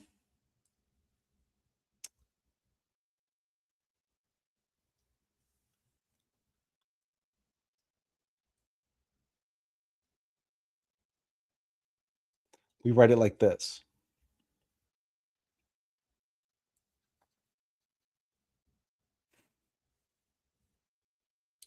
We write it with an I.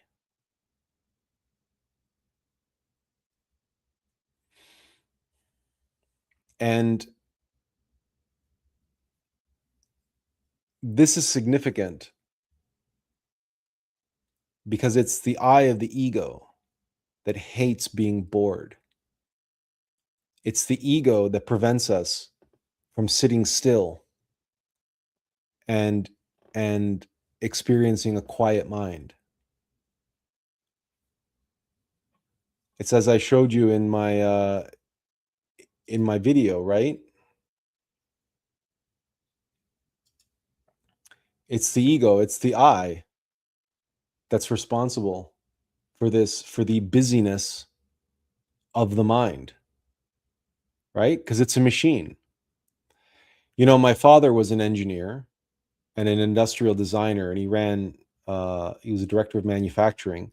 And he used to tell me all the time that machines want to keep running. Machines don't like being turned off and turned on again. In fact, it's the most strain and stress you put on your engine on your car is if you turn it off and turn it back on again. It's better to keep it running. But of course, the environmentalists don't like that. So now all the cars have auto start stop functions. It's actually very hard on the engines. It makes the cars wear out much faster, which of course is great for the car companies, right? For the economic, for the busyness system, right? The interests of one business versus the interests of a machine itself.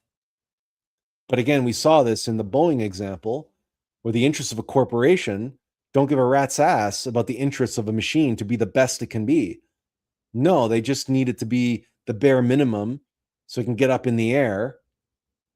So we'll cut every corner that we can and meet the minimum requirements in order to get the thing into the air.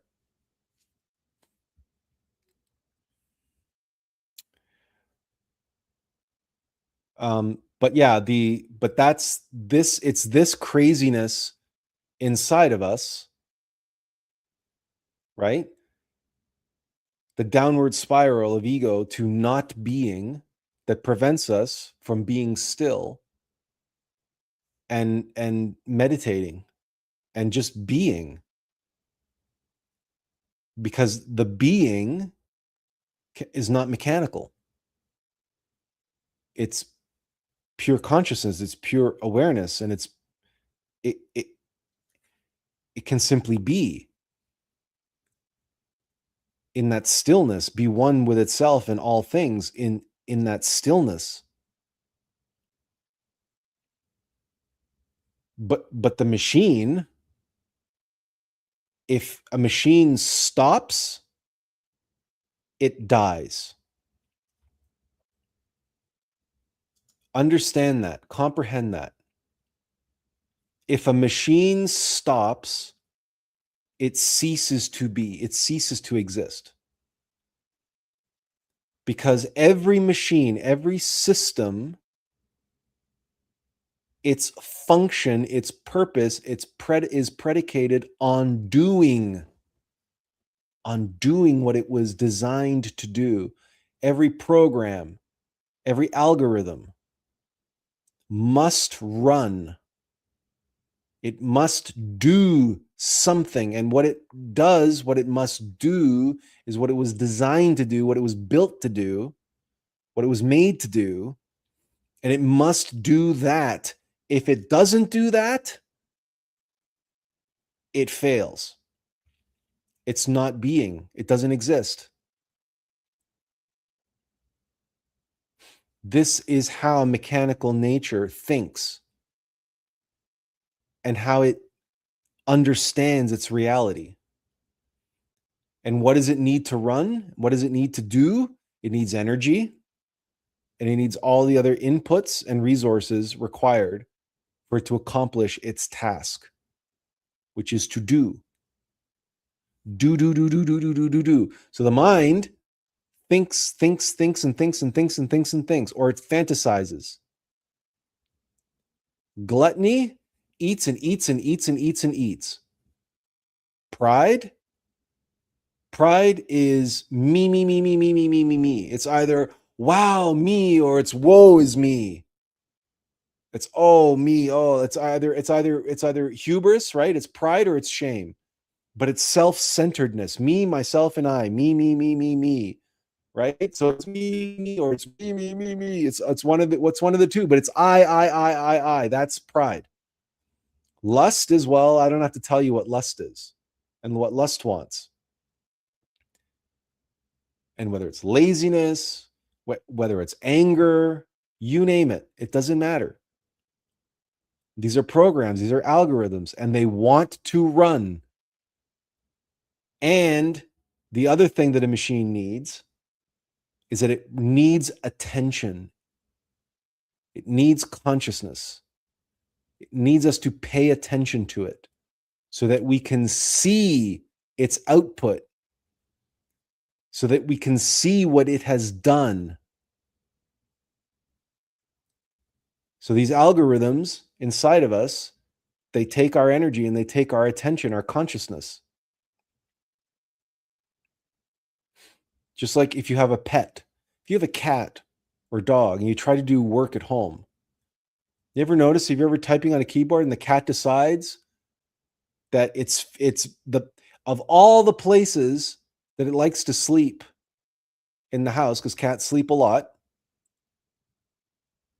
when you're trying to get work done, your cat will decide that the best place in the world for its nap is on your keyboard. Or it's wherever your fingers are, wherever your eyes are, your cat will position itself to make sure it gets maximum attention. Or if you're a parent, you know that children are the same way. They crave attention. Animals crave attention. It's the mechanical aspect of the ego, of the personality. Because what do your kids do? Look, mom, look, mom. Look what I'm doing. Look, dad, look what I'm doing. See what I'm doing? Right? And they're desperate for you to pay attention to what you're doing and acknowledge what you're doing.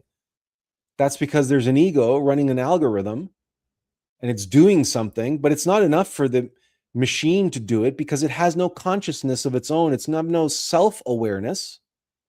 It needs validation from outside. It needs that out because it doesn't have its own consciousness. It has to feed on consciousness. Just as it has to feed on energy and feed on inputs.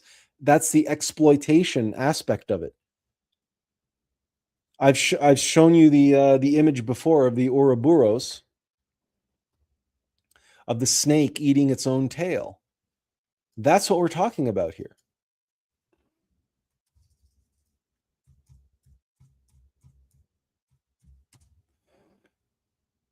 Let me just open image in new tab. Hang on, let me go back to my board and let me drag this.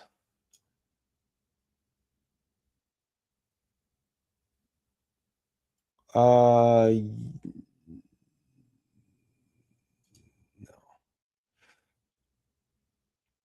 Where are you? Well, there you go. There's an Ouroboros there. It's not the Ouroboros I wanted to show, but there's an Ouroboros. Let's try this one. Let me kill this. Let me try dragging this over here. There we go. That's better. So I'll make it a little smaller. But there's the Ouroboros, right?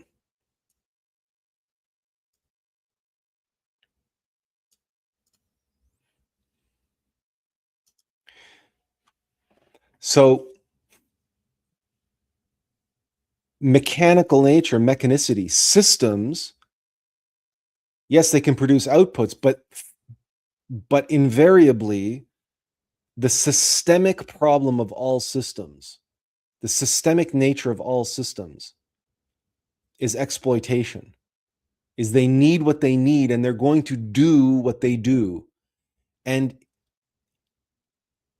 the fundamental problem is that so long as humanity is possessed by ego and the desires of ego, the I in business, in our busyness, and the I busies itself with what it wants, it is going to figure out a way of exploiting every system that we create in the same way that the ego will exploit every system of our body, of our mind, and of our emotions. And you only need observe yourself to know that that is true. And we don't have to talk in terms of demonic possession, although that is where the terminology comes from. When someone is possessed by ego, what does that mean? That simply means that their faculties, their psychology, their emotions, their body has been hijacked by an algorithm that is doing what it does. It's fulfilling its own interests of executing its programming and demanding attention. That's why serial killers and psychotics do things that they want to be on the evening news. They want to go down in history. They want to go down in infamy, or they want followers. They want fans. They want to be a celebrity. And that's, they want to go down in infamy. It's not enough for them to just indulge whatever psychotic behavior. It's no, they need the validation for it. They need to put on a show. Hang on one second. Azazel says, yeah, one of my friends said, it's like asking someone to walk straight up to the sky. It's impossible. We were talking about earlier about when people are past the point of no return. And Yang Shang says, hi, Atlas. I'm thinking the film Metropolis is relevant to the topic. Well, I couldn't get through Metropolis. I'll be honest with you. I did not watch the whole thing. I couldn't get past the first part. So maybe I'll give it another shot. So if you think that Metropolis, or wait a minute. Oh, you're talking Metropolis, not Megalopolis. I thought you were talking the Megalopolis. No, okay. So Metropolis, yeah, it's relevant. It's relevant. But if you want to share with us how you think it's relevant, then by all means do so. But certainly Metropolis, it's been a long time since I've seen Metropolis, but it's the one of the first, certainly first science fiction films and futuristic films. And it projected this vision of a highly mechanical society, a highly mechanical future. And since then, there have been countless science fiction films that have explored the nature of mechanicity and what a future that is defined by mechanicity might look like. But the problem with Metropolis and all other science fiction films that look at this question is that they look at it too literally. Or rather, the people who watch the films take the films too literally. when they should be seen symbolically and allegorically, because our humanity is already completely mechanical, and it has been since the Industrial Revolution. It has been since the demise of the Victorian era, of the demise of Lucifer and the rise of Ahriman. And you look at the art from the Enlightenment and before in the Renaissance, and you look at art today, modern art and modern design and modern architecture, and it's completely nondescript. It's almost grotesque, like the whole brutalist art movement. And if you saw the film The Brutalist, it's a horrible, terrible film. It's a terrible film. It's as bad as the architecture that it's trying to glorify.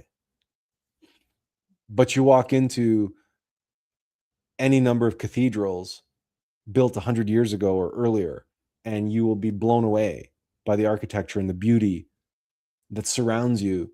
Everywhere you look, you're surrounded by beauty. You're surrounded by art. You're surrounded by craftsmanship and devotion and dedication and passion and blood, sweat, and tears. And it's all there in stone and stained glass and gold leaf and again, everywhere you turn.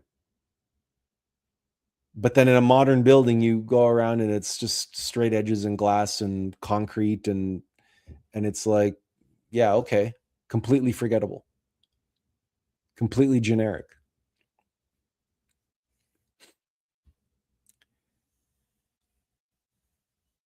It is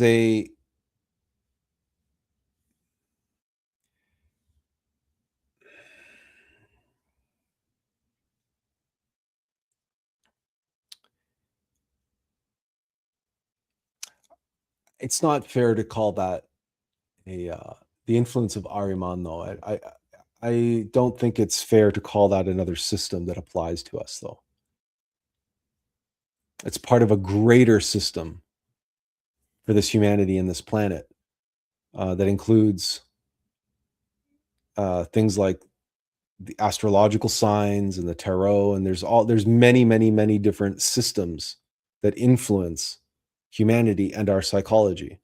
For example, the planetary system, right? The solar system, but the galactic system, right? The astrological system. These are all systems. But they were not created by us. So, but they affect us, and they affect us mechanically as well as consciously. And we need to be aware of them. We need to observe. We need to be an operator of our system, our mental system, our emotional system, our motor instinctive sexual system, that is our body, our physical system. And we have to beware about putting our faith in our systems willy-nilly, because if you just listen to what your mind tells you, understanding everything we've talked about, about the busyness and the algorithms, the egoic mechanical algorithms that are going to do what they want to do, and they're going to want to exploit your human resources and your awareness, your attention, your consciousness. You have to beware of what your mental system tells you to do, or what your emotional system tells you to do, or even what your body tells you to do. Because they are not free of the influence and the corruption of egos. And egos are only going to do what they want to do, what I want to do. They want to get busy with the business of their busyness, their busyness, their I-ness. Benjamin says, now that you mentioned the ego wanting attention, it made me think about politicians using doublespeak, basically lying.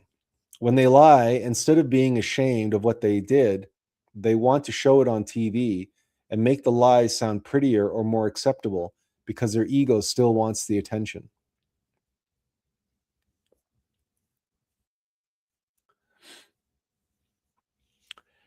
This is an interesting phenomenon.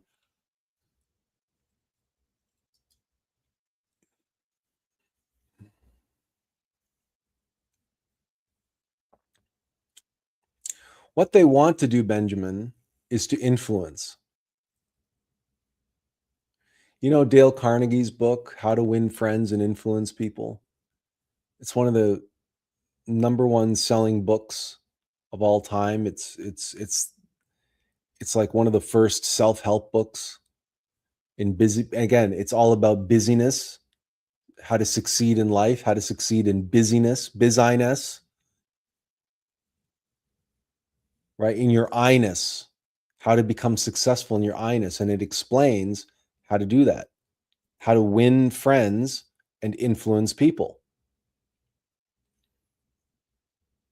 And a lot of it is kowtowing to ego and stroking other people's egos. It's psychological manipulation, by another word. So when you speak about politicians and lying and doublespeak, you're talking about professional influencers, professional psychological manipulators. And someone who does that publicly on camera or in the legislature, but publicly, in plain view of everyone, and they lie and cajole and they flatter and they use passive aggression, they gaslight, they do all of these, an endless toolkit. That's not the right word. An endless arsenal of weapons that they use to manipulate and orchestrate and get people to behave in ways or to take actions that facilitate and accommodate and support their interests or the interests of their party or the interests of or whomever's interests that they represent. So nowadays, for example, in the States, politicians, the reason why the Congress and the Senate have said nothing about the war, or they've complained endlessly about Trump's war in Iran, but they've done nothing to bring about the end of the war, is because they're all in the pocket of industry, of various corporations and various industries. And some of that is the military industrial complex, which wants the war. And possibly even the oil companies who don't mind the 20% reduction in oil production or oil availability, the 20% loss in oil supply around the world, because now the price of oil has gone up everywhere. And that oil companies everywhere are making more money. And that with that added costs all throughout the entire supply chain, businesses have been able to increase their prices. And you, the consumer, you can't look at the rising cost of beef and say, okay, let me get this straight. There's 20% less oil in the world, but oil prices are up 40%, and beef prices are up 100%. Why is it that 20% less oil means beef that's 100% more expensive? Because everywhere along the line, right, a business says, well, if my costs went incrementally up, my costs went up 20%, I'm going to have to increase my prices to compensate. But they're like, if I'm increasing my prices already, then why not take a little bit more?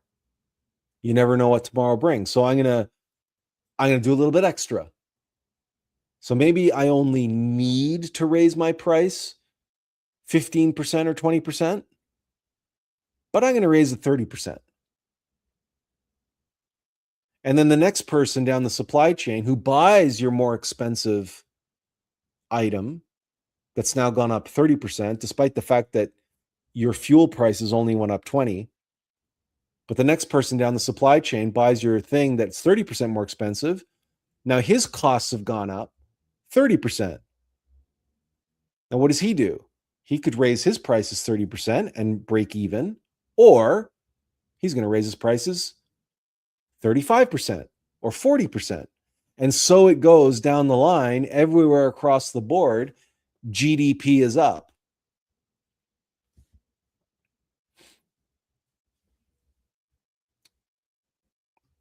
As Azazel says, I know a psychopath. It's not that I have contact with him that often, but bloody hell, their manipulation is basically perfect. Yeah, by the way, there was another Netflix documentary that I watched that was related to this, and it was about Charles Manson. It's a 3-part documentary about Charles Manson, and it was called The Manson Tapes. It was actual tapes of Charles Manson himself, and they go through the whole history of the Spawn Ranch and his girls, and how he basically had them all wrapped around his finger. And so when Azazel says here about a psychopath being a master manipulator, that's exactly what they are. And he says they don't only catch you by their lies, but also by the fact that you have forgotten what you've said in response to them. So you got to keep track of what you say. Yes, because a narcissist or a psychopath, they are extremely intelligent. They've weaponized their intelligence, but because they're supremely narcissistic, anything and everything you say will be used against you in their court of law. Okay, a psychopath, they are the law. They are the authority, the officer, the judge, the jury, and the executioner, all in one. Remember that. So anything that you say in their presence can and will be used against you by them. Benjamin says, thank you for that wonderful answer, sir. It all seems to come back to busyness, egos reinforcing and validating one another. When self-interest and ego dominate the way people and institutions operate, it can feel as though society is moving toward a point of no return. And this is the problem where the whole reliance on systems comes from, is that our internal mechanicity, our egos, we don't want to do things the right way, the hard way. We want to do them the easy way. And so we turn to systems that let us do things the easy way. 2,000 years ago, a fellow by the name of Jesus, he didn't have the internet. He didn't have YouTube. He didn't have StreamYards. He didn't have a computer. All he could do was put on a pair of sandals and wander outside and talk to people.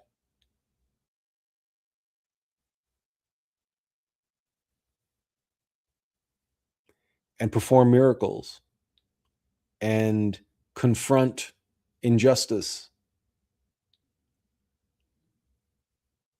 and be crucified for it.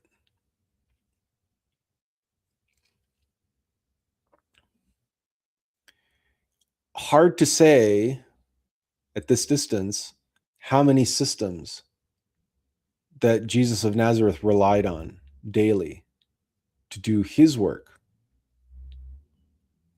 But it's a worthwhile question to ask as our humanity starts toying with using AI to create art, or using AI to replace, what used to be done by hand, and so on and so forth. We've replaced a lot of artisanship, craftsmanship, handiwork, and skilled labor with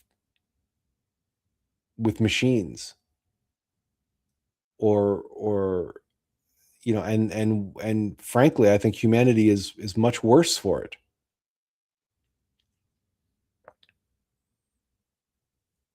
And that's all part of the degeneration and the devolution and the entropy of humanity itself. Humanity itself, civilization itself, is breaking down.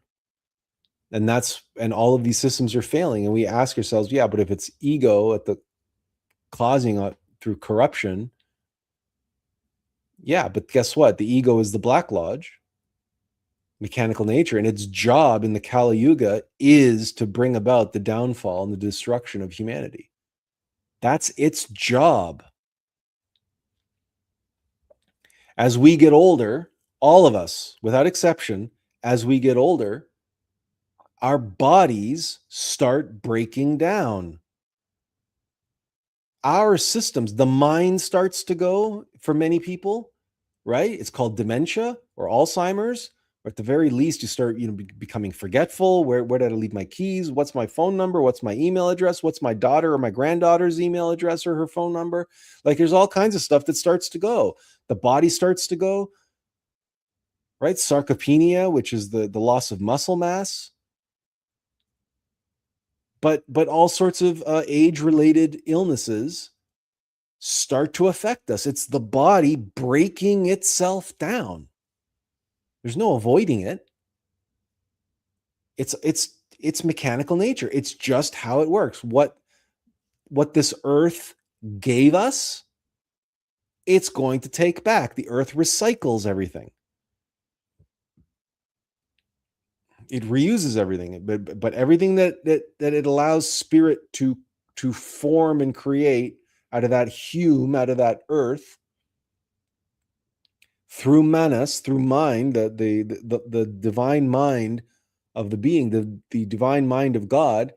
God bends mechanical nature to his will in his acts of creation. That's how he created the human being, right? He created Adam from the clay of the earth. That clay is that hume.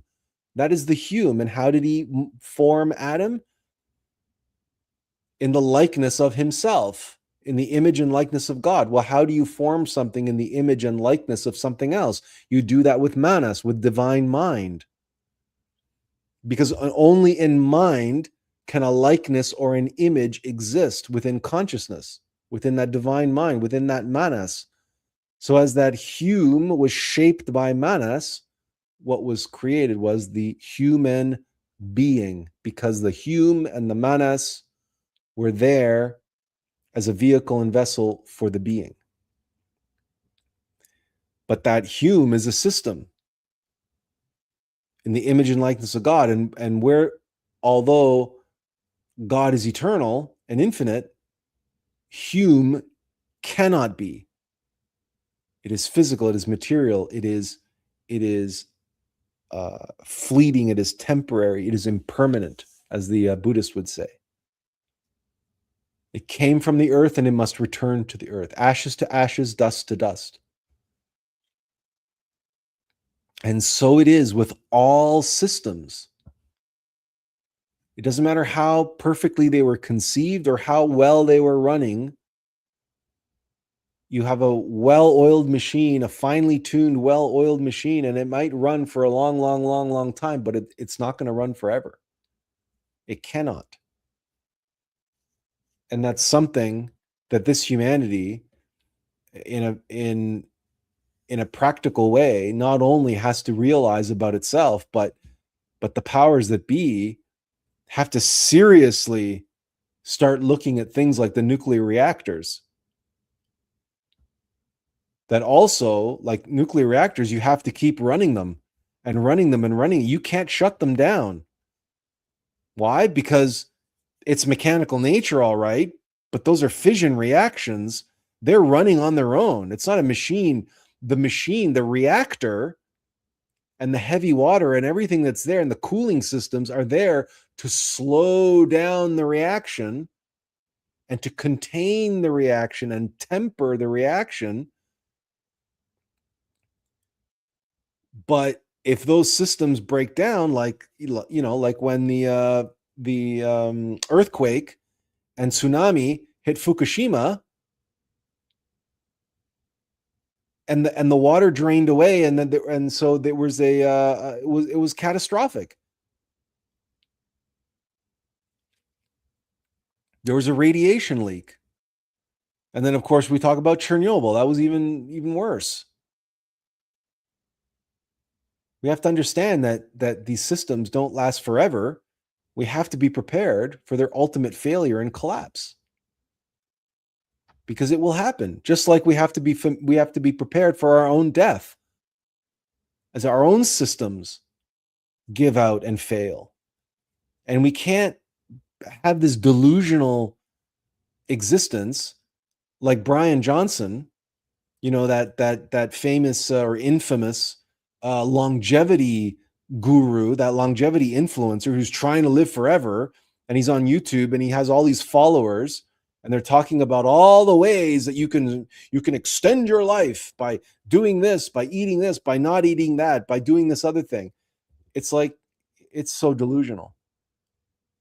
And everybody who thinks that they're going to rehabilitate this system, or they're going to fix that system, or they're going to overhaul that system, and that somehow they're going to return order to all this chaos, it's just like Brian Johnson, who's looking at the clock, he's looking at the calendar, he's watching himself get 1 year older year after year, and he thinks that he's going to reverse that process. He thinks that he's going to beat death. There's only one way to beat death. Only God can beat death. Only our innermost, intimate Christ can beat death. Only Christ has beaten death in such a powerful and dramatic way that his story has reached out and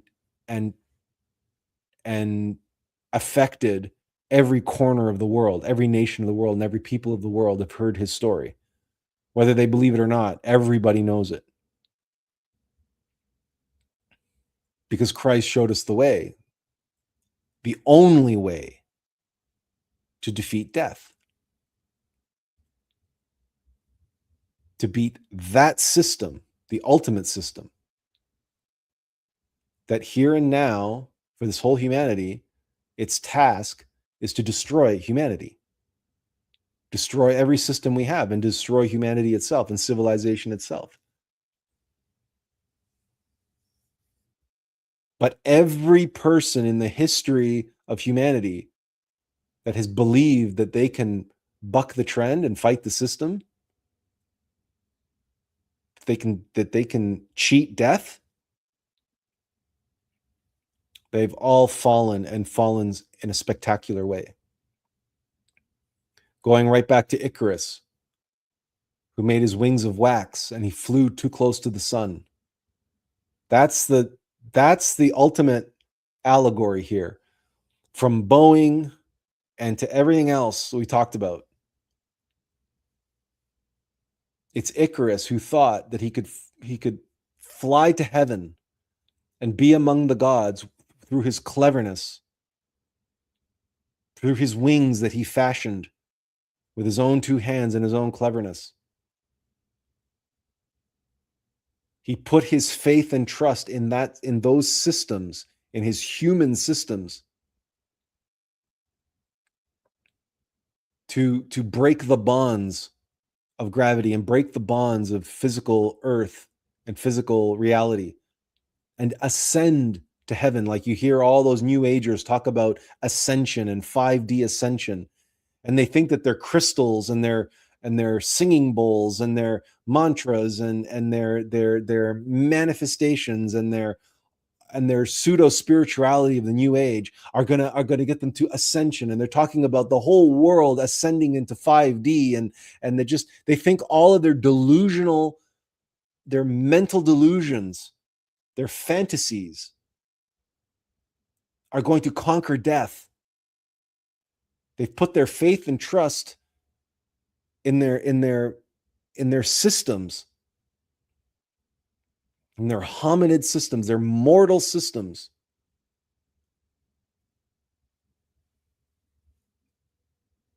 And they believe that there's a global awakening happening, that it's mechanical, that it's like clockwork, and it's going to happen mechanically, because they believe that too is a system.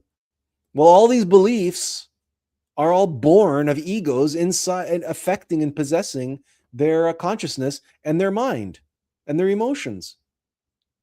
Their own systems are overrun and completely corrupt. And of course, corrupt systems are going to do exactly what Benjamin and Azazel have been talking about.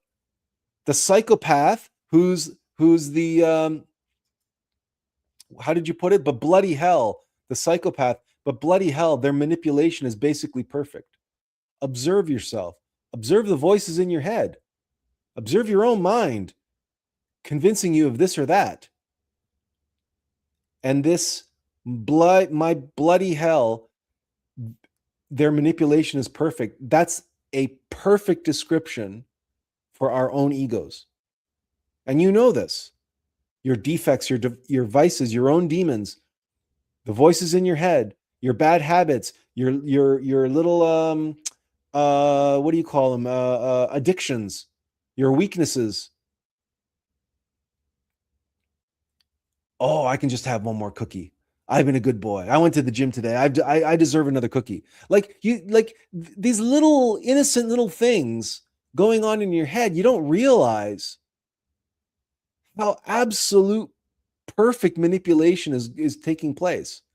And little by little by little by little over a lifetime, right? Oh, I just slip myself another drink. Oh, I just do this one little thing, just this once. But if you actually keep track of that, right? It's Rome wasn't built in a day, and we have that expression, death by 1,000 cuts. Oh, one little cut doesn't matter. One little scratch, just a little scratch, right? But that's why we have that expression, death by 1,000 cuts. Because one little scratch doesn't matter. But if you have 1,000 little scratches, now you bleed to death.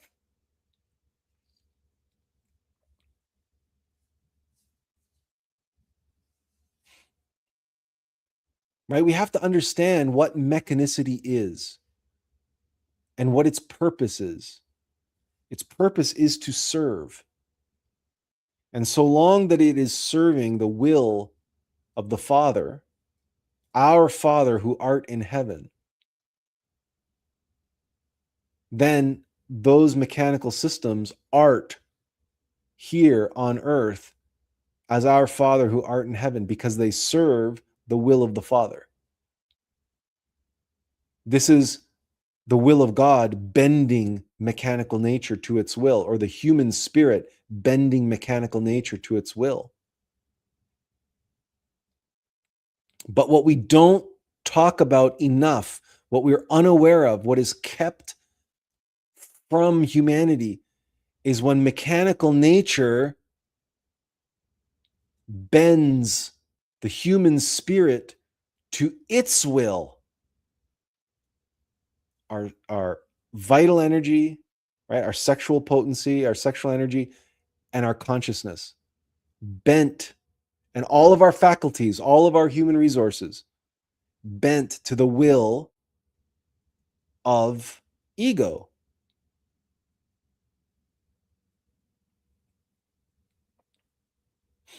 Those mechanical algorithms that are just going to do what they do, they're going to run their program. They're going to run.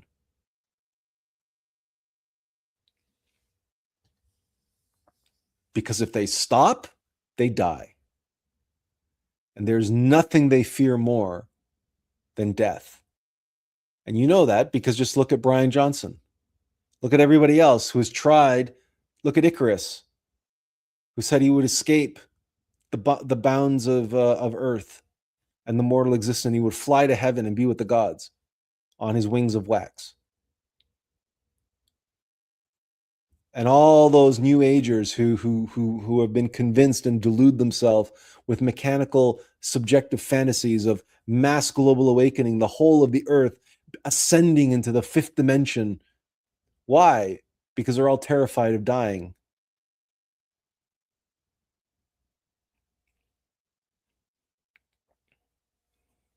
And the egos within them are terrified of dying, of being destroyed, of no longer having that host to siphon and exploit. So they want that person to descend into hell, where those egos, those demons, can continue exploiting, continue feeding on them.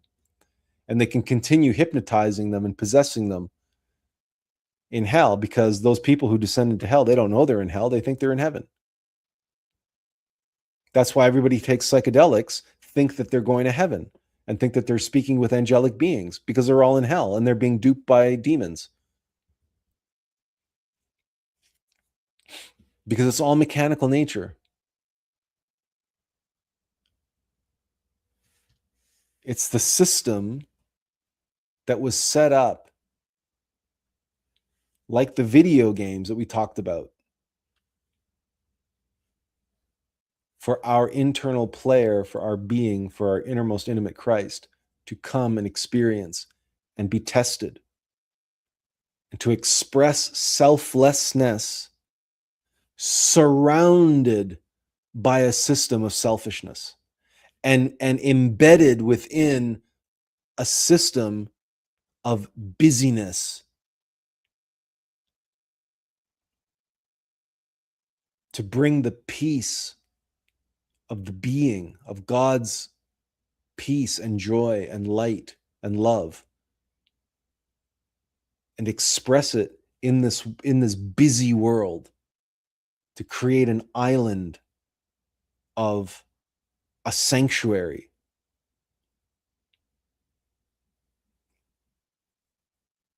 to create an art, to be. But that's what art means, to be. Right? To art here in this busyness, selfishness, to art here in hell as we art in heaven.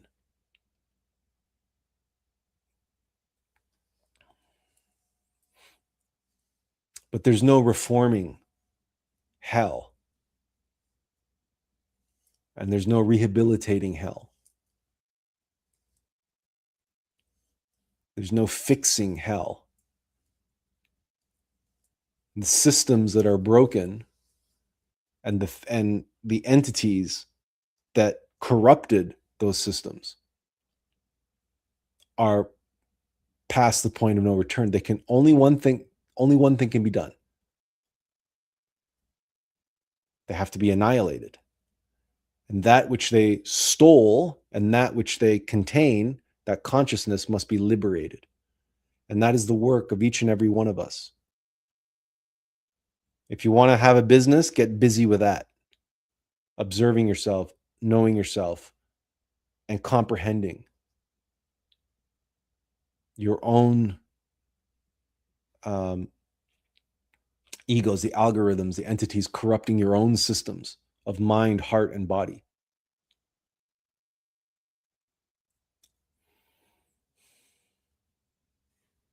and put your faith and trust in your innermost intimate Christ and your divine mother, not in your systems, not in any system.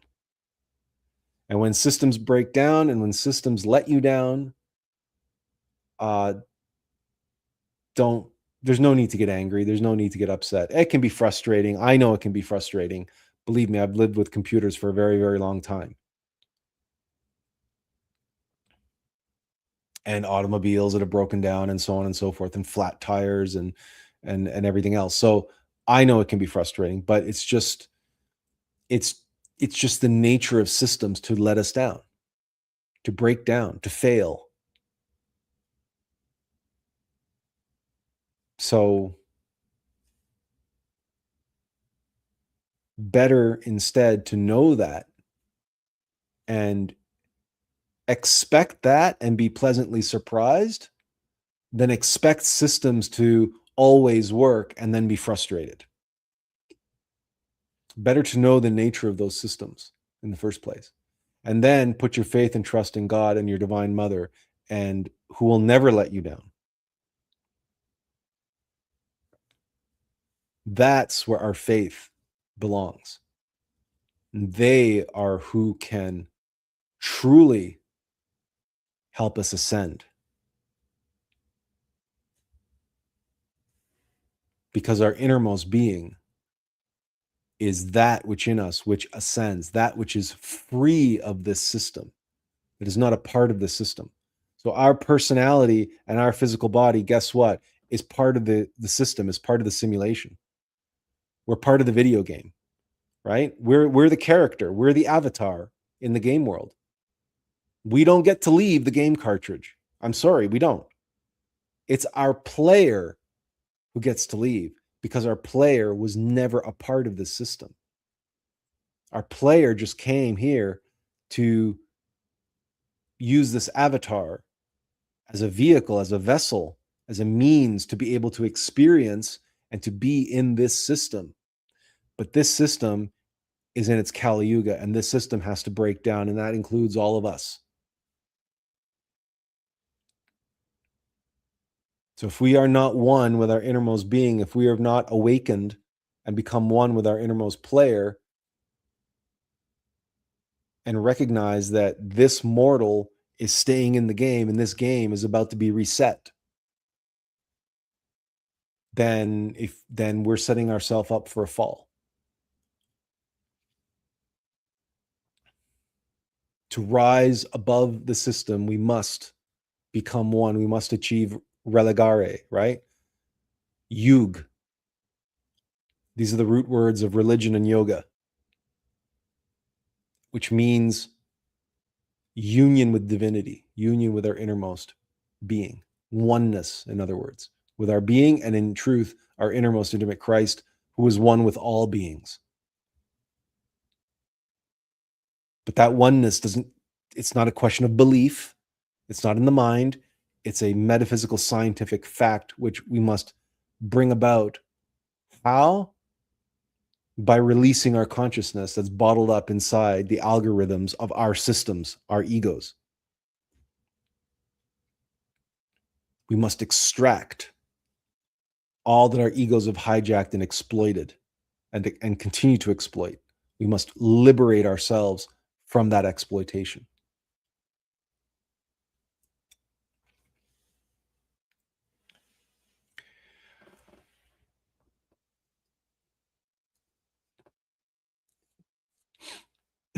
Does anybody have any questions or comments?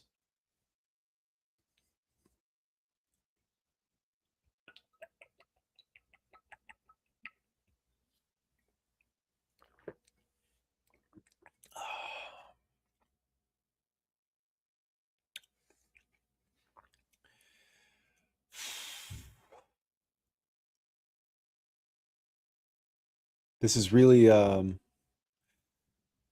Azazel says, not really. Been a pleasure to be here. This topic has completely consumed me since Wednesday. Every single moment of every single day, it's just been another thing showing up. And I'm not sure I was able to do it justice, but it's I'm not sure I was able to put it into words, but this really is the systemic problem, and I say that literally now. The systemic problem that humanity faces is that we're reliant on that which is essentially past the point of no return.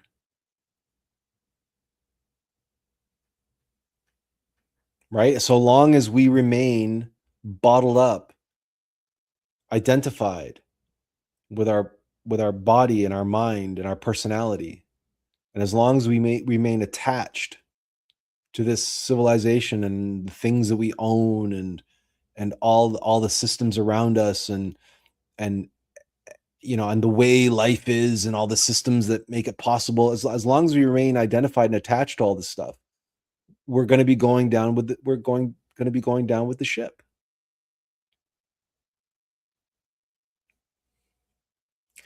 Benjamin says being reliant on the system can also mean becoming trapped within it. Well, that's exactly it. Thanks for sharing your observations and insights within us. But that's exactly the point, Benjamin. If you're reliant on a system, then you're trapped in it. Now, in my case, I mean, it would be hard, it would be difficult, right? But if I had to, I would put on a pair of sandals and just walk out the front door, never to return, and just do what I'm doing right now, but doing out there the way Jesus did it, the way so many others did it in the ancient world. If that was my only option, that's how I would be doing it.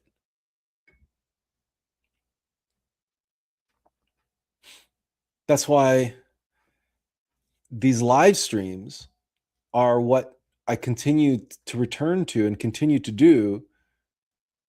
Whereas those videos and others videos and things that I've done, it's like I can't rely on that.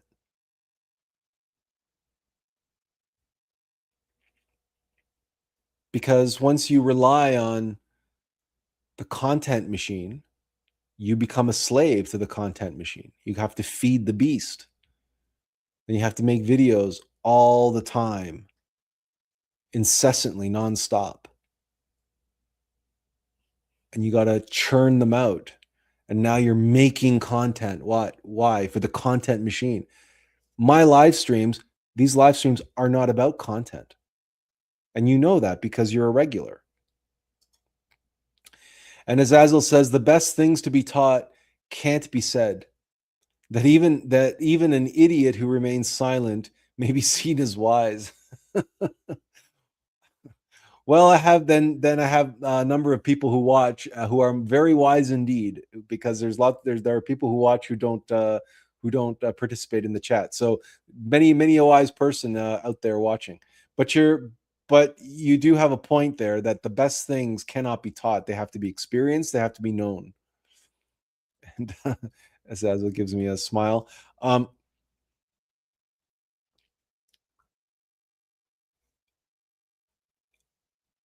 If nothing else, if you go back and watch the first, me sharing all these things at the beginning, and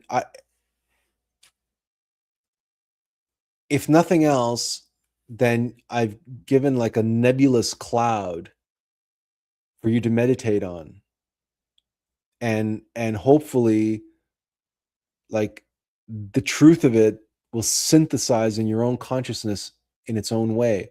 Or I've given you enough examples and enough case studies and talked about it enough, again, in a roundabout way, to point you in the direction of your own experience, to discover the mechanicity and the systems around you and within you, and your own direct self-evident experiential knowledge of your relationship to them, so that you yourself can arrive at your own comprehension, at your own insights, instead of coming here and me trying to explain everything to you. Instead, you coming here and getting again, like a nebulous cloud, and maybe at best me planting a seed for you then to take away and pay attention to your YouTube feed, pay attention to your Facebook feed, pay attention to what pops up in Netflix for you or whatever, because maybe you too will be bombarded by serendipitously by different stories and different content, different case studies and films and series or documentaries. Go and see Coyote versus Acme next Friday. I hear it's funny, I hear it's enjoyable as well, but after what you know about the story today and about it's Coyote suing a big corporation, Acme. I mean, we all grew up on those cartoons, or at least I did. So allow the living, breathing Word of God, which is writ large and small in the book of life. It's all around us and within us. We just have to cultivate the eyes to see and the ears to hear it. Let the living, breathing Word of God continue this discussion in its own way, in your own way, the way you need to hear it, the way your own divine mother and innermost being knows it needs to be presented to you. But keep one eye open, pointed in, and one eye pointed out. And be prepared, because this is the story of humanity. This is what we all face, individually, in microcosm, and collectively in macrocosm. It is time for us to stop putting our faith in mechanical systems and start reorienting ourselves to that which is divine and conscious, not only within us, but around us and within others and within all beings, because that is what can endure. And it is only through that we can endure and survive that which is coming, which is the full-blown collapse of everything mechanical around us.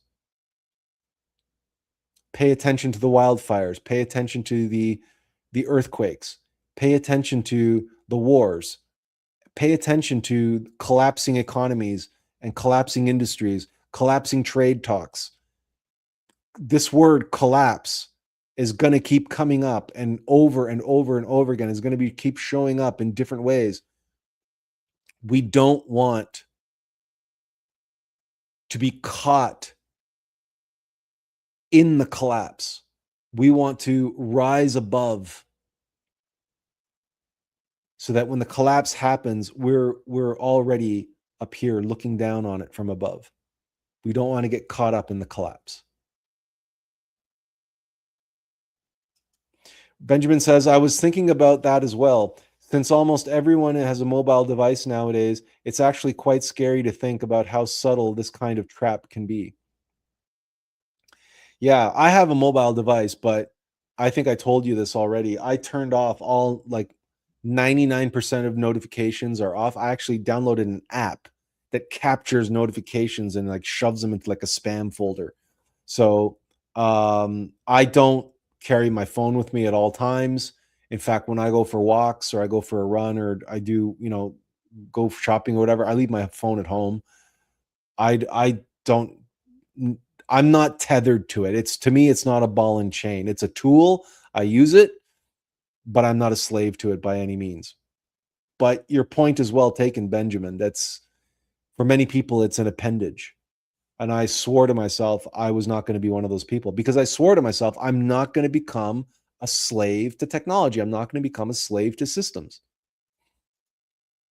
Leia, hello, Leia. Leia says the best teacher shows where to look, but not what to see.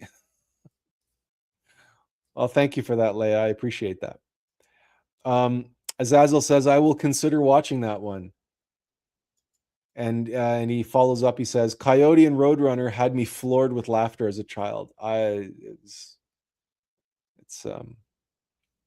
Looney Tunes was my favorite. Looney Tunes and the Muppets. To be honest, if I had to be honest, it was those two. It was those two, Looney Tunes and the Muppets. Okay. Any other quick questions or comments before we call it a day? We're creeping up on the 3-hour mark today, so I don't want to keep you any longer if it's not necessary. So, but having said that, if you have any other comments or questions, then please let me know. I want to thank you, all of you, for coming out today, and also I hopefully the whiteboarding software that I have now I'm still getting the hang of it, but it is much better. I mean, it's much better than that crappy Microsoft thing I was using. So the fact that they're canceling it was probably a good thing, because I can do much more with this. It's just going to take a little bit more getting used to. That's all. But so hopefully you found that beneficial as well. Always trying to improve a little bit. Always trying to take things to the next level, whatever that means.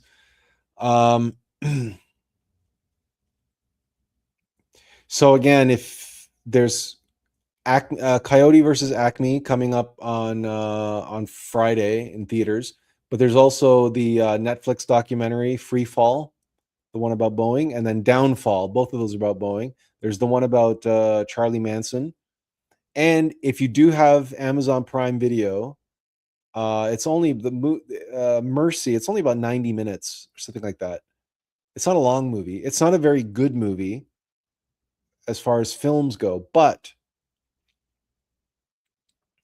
I thought it was a very interesting exploration of relying on systems and what can go wrong when we rely on systems, but also what can go right when we use those systems in the right way, and when we challenge those systems to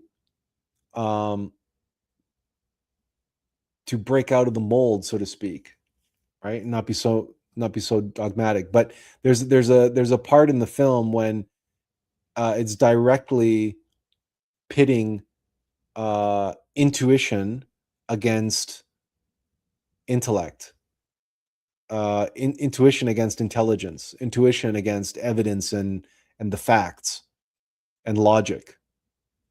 And so for all those reasons, while it's not a good movie, if you watch it consciously, it's actually, from an esoteric perspective, it's a great movie. And the reason why the critics are attacking it and shitting on it is because the same reason why they attacked and shat on The Rise of Skywalker. And that's because the Black Lodge cannot abide the such films becoming popular. And the only reason why the Odyssey was successful as it was because Nolan tried to eradicate Odysseus's tragic flaw, and he believed that he did, and all of Hollywood believed that he did, and all of the critics believed that he did, all of the Black Lodge believed that he did. But the White Lodge knows something, a secret that the Black Lodge itself even doesn't know. And that is that shame is the flip side of pride.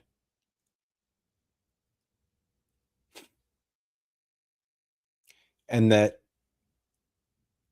or rather, the Black Lodge believed that people would not make the connection.